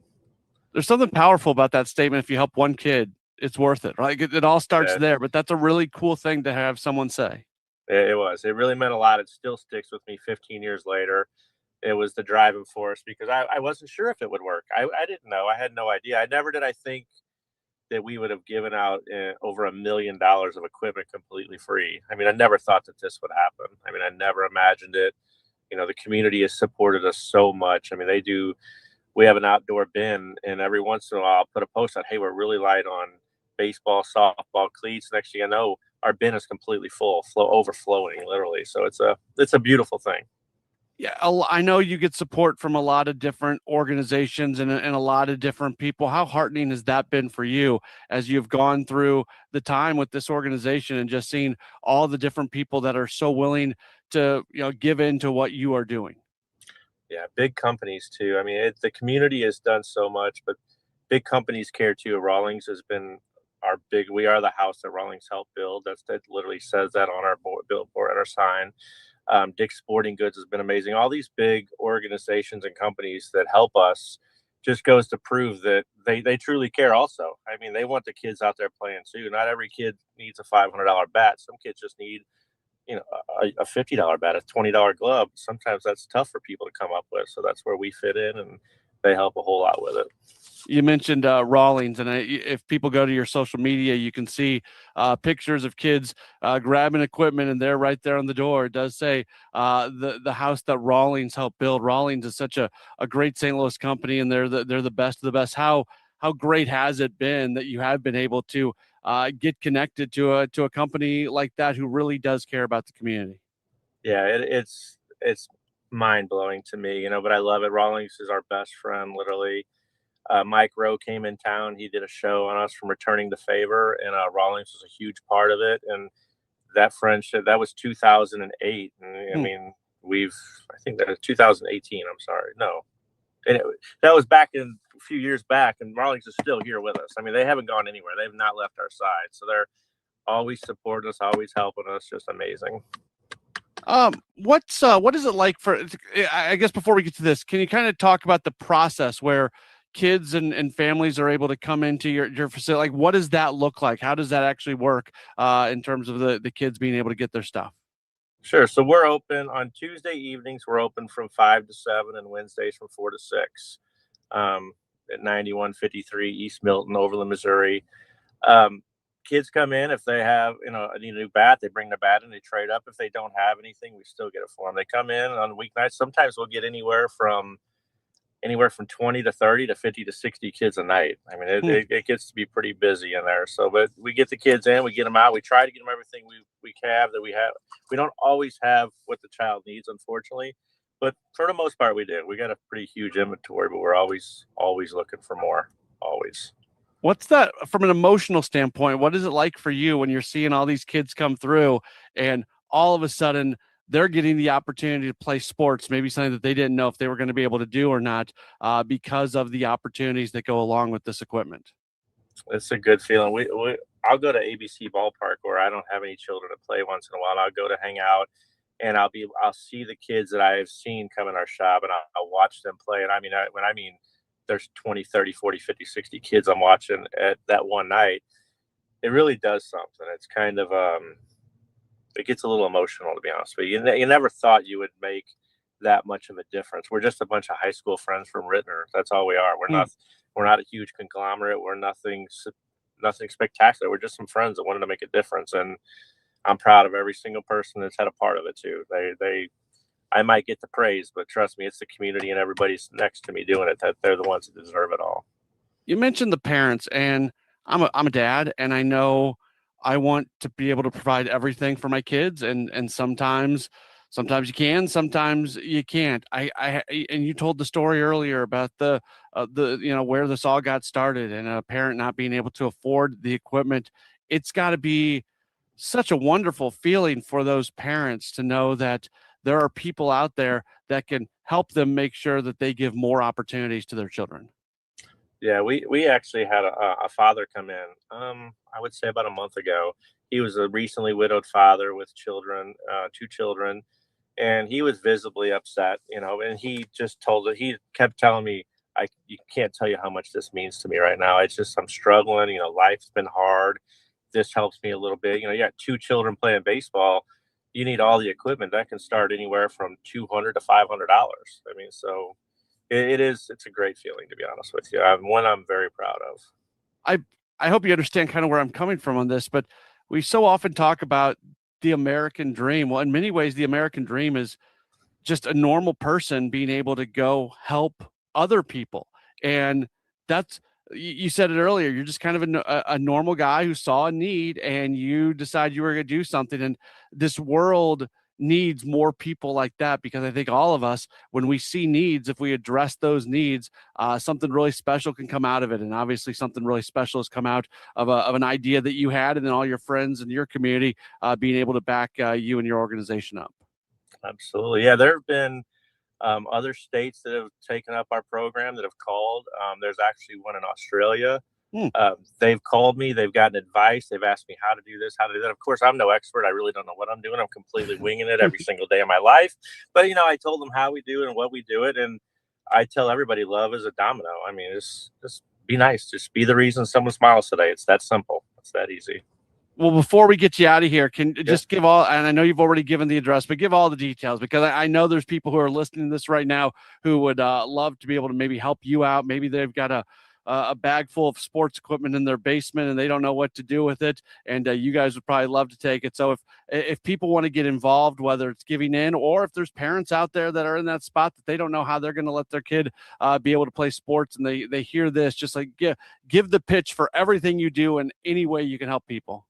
Absolutely. So we have an outdoor bin at any time you can drop stuff off, just like the clothing bins. It's at 9153 East Milton, Overland, Missouri, 63114. We're only really accepting baseball, softball, and soccer. We're in dire need of baseball bags, dire need of baseball cleats, softball cleats, especially the older kids, the high school kids. For some reason, that's the tough spot that we're finding. But anything you wanted to donate, you can drop it. If you want to see what we're doing Tuesday evenings, come in, by all means. Come in, check our shop out. It's really kind of neat. It's really impressive. It's very well put together by everybody in the organization. Did a lot of work because we just moved recently. So yeah, anything and everything, baseball, softball, and soccer, please, we can use it all. I mean, Facebook Market's hard to sell things on. So if you want to make it and get a good spot for it, we got a place for everything. I would also encourage people to get to your Facebook, which just do a search for STL Youth Sports Outreach, STL Youth Sports Outreach. You're really active on Facebook, and you're always posting pictures, and you're always letting people know. Like, it's just, for me, as I was learning a little bit about your organization before we did this, I can't tell you how much I just enjoyed seeing the looks on these kids' faces as they're getting the stuff. So you do a really good job with your social media, and I hope that people check that out as well. Thank you so much, my friend. Thank you guys very much.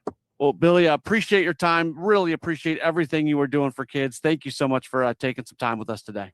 You're the absolute best. Appreciate you.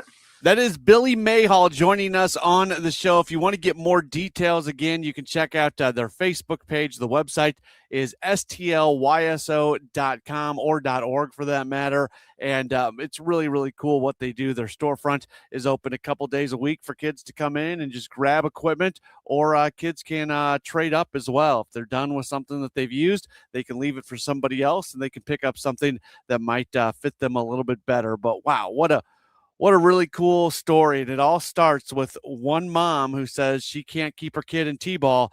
And he says, how can I help them? And then how can I help many, many more people? And those are the type of people we need in this world for sure. I love being able to help tell his story. That's very cool. Building a community with Busey Bank beyond the game.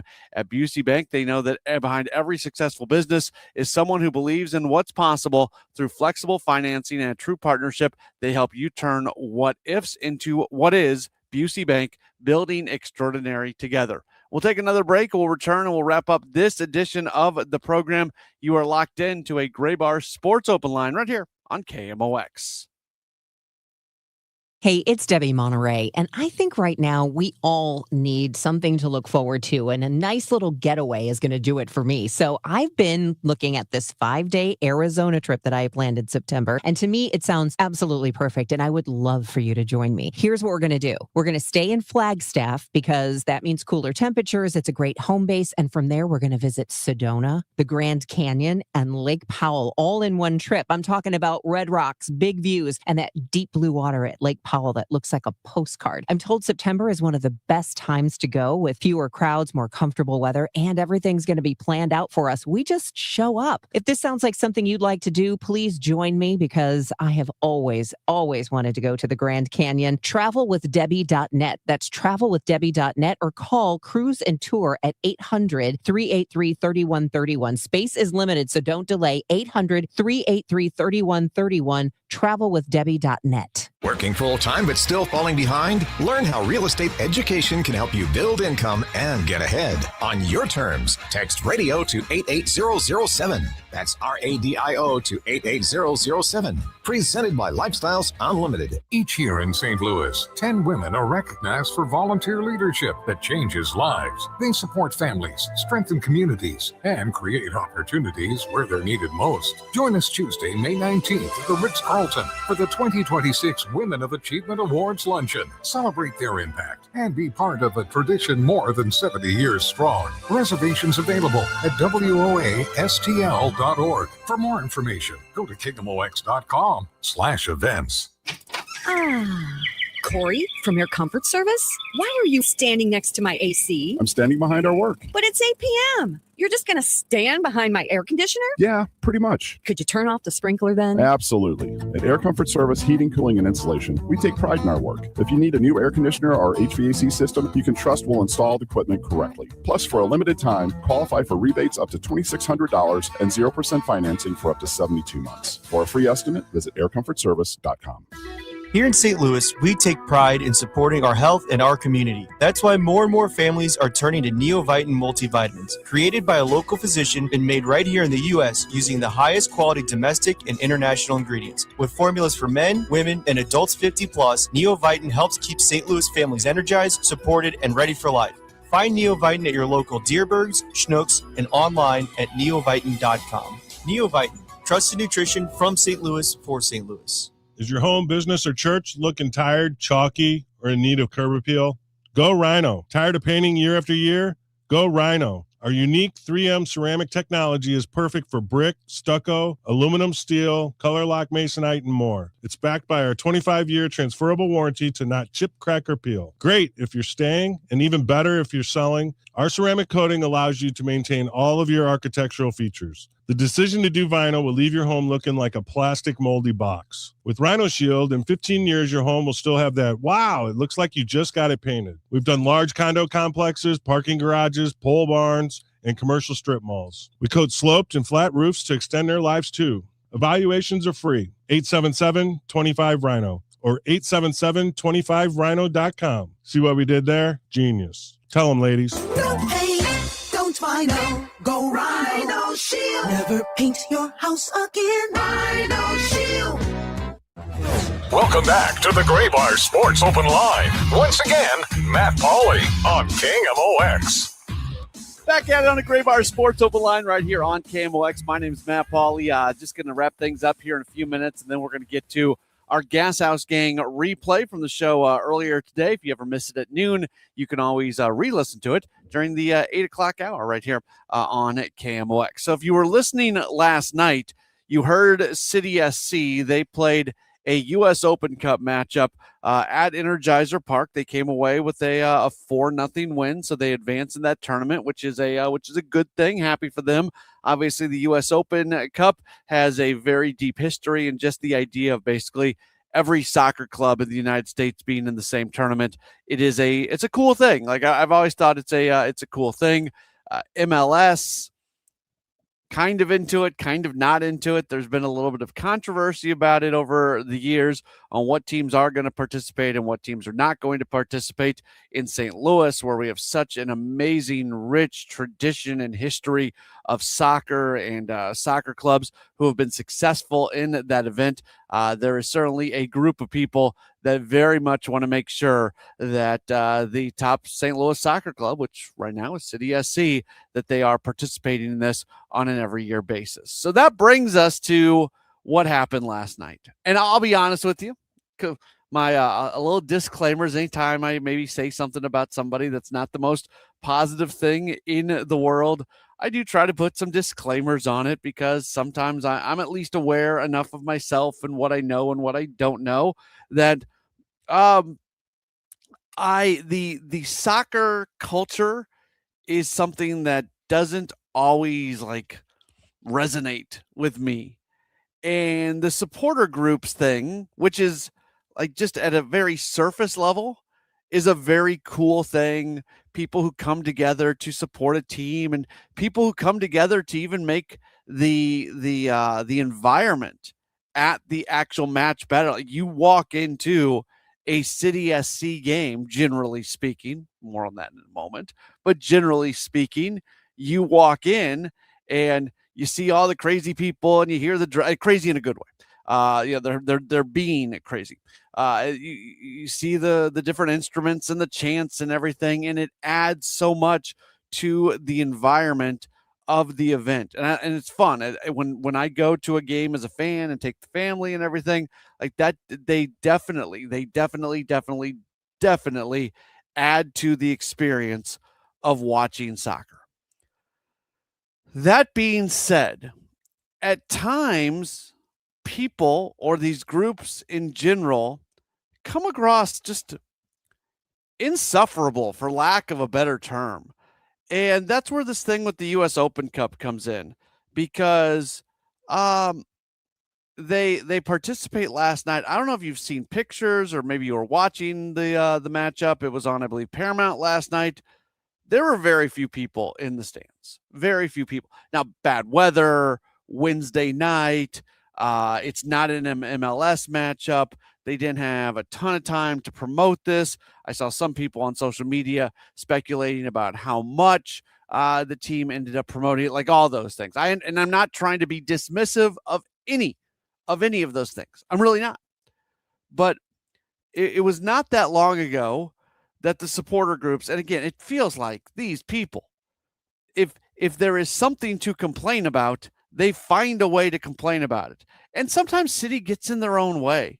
They just do. And there's been some things that the supporter groups have been unhappy with that, like, I've kind of understood. And, with soccer, it does seem like sometimes that is the sport that reaches into the political or the social realm a little bit more often than maybe I would be overly comfortable with, as somebody who doesn't spend a lot of time in that area in terms of what I'm talking about here on KMOX. Like, I try to stay sports specific, or I don't know, but like, sometimes I see stuff that's being said, I see stuff that's being done, and I just kind of shake my head a little bit. And it's from both sides. It absolutely has been from both sides. So it's not something that is I'm just blaming one side or the other. But the supporter groups got really upset when it would appear when MLS was trying to get out of the Open Cup, and then when MLS changed the rules about which teams were going to participate based off whether they were Leagues Cup participant, like all that stuff going on. And we don't need to get into all the details of it. I just remember the supporter groups were really upset. They were going to boycott some of the other games that were being played in the other tournament that was going on. They have meetings with the team and which I thought, like, I'm not trying to tell the team how to run their business. I'm really not. But like, sometimes it just feels like these supporter groups, they're trying to be like hold up the moral standard of a team. And I don't know. It's a little over the top for me. It's just a little over the top for me. And I am completely aware of the fact that maybe I just don't understand something. that maybe I don't get the culture, maybe I don't fully understand the role that the supporter groups have, and maybe the role that they have, soccer internationally, maybe the supporter groups are part of setting kind of the baseline and the rules and everything that's going on and the way that the club goes about doing certain things. It's just, it's something that comes off as foreign to me. So when I hear them really complaining about something, or they're going to boycott this or boycott that, like, it is just, I used the word insufferable earlier, and I would stand by that. That's how they come off to me. And it frustrates me because of all the really cool things that they do in terms of adding to the game day environment and game day experience, because that part of it is absolutely awesome. So I've taken a while to get to where I want to go to here. If you are going to be loud and you are going to be boisterous and you are going to be borderline annoying about complaining about something, and then what you complain about gets remedied in some form or fashion, and that's basically what happened here. Now, part of it is because City wasn't very good last year, so they didn't qualify for the Leagues Cup, so that's why they end up in the U.S. Open Cup. But if you are going to be so loud about your complaints, you got to show up. You got to show up. You just do. And the supporter group sections last night, there were some people there, but it was not full. I mean, it was a pretty empty environment last night over at Energizer Park. And all I could think to myself was, these people were so loud and complained so much about not being part of U.S. Open Cup, and now they're finally back in it. They've got a home game, and nobody's going to show up. Like, honestly, what that does, you lose credibility. There is hypocrisy in there, and there's a loss of credibility. So now the next time they complain about something, not that I gave much credit to what they were complaining about before, because it just seems like they always have a complaint about something, but they have even less credibility when they complain about something moving forward. They would have made a if they would have showed up last night and tons of people there and the environment was crazy. And let me be very, very clear. This is not about like just the general fan out there. This is specifically about the people who were complaining very loudly about not participating in U.S. Open Cup. If you're going to be in that group and then you're just not going to show up when they're in U.S. Open Cup, all credibility gone. Just gone. Out the window, down the drain, whatever you want to call it. So I was a little disappointed on that one last night. I'm sure I'm upsetting some people right now. I'm sure there is part of this story that I don't understand. And feel free to enlighten me. We're just about done with the program for today, so we don't have a whole lot of time, but maybe send me a message on Twitter or something and explain to me where I'm wrong, because again, this is not my area of expertise. All I know from a very surface level standpoint, and I always say that optics matter. Optics do matter. And the optics of it is you complained and complained and complained and complained and complained and complained. And then they're in the U.S. Open Cup and nobody's there. Okay, cool. And with that happy note, that's going to do it for the program tonight. No Cardinals baseball tonight. They'll be back at tomorrow. They are in Houston for a matchup against the Astros. So we'll have a Redbird rush hour in the 5 o'clock hour, and then that will roll right into Cardinals baseball. Have a wonderful rest of your evening, and we will talk to you again tomorrow for another Gray Bar Sports Open Line right here on KMOX.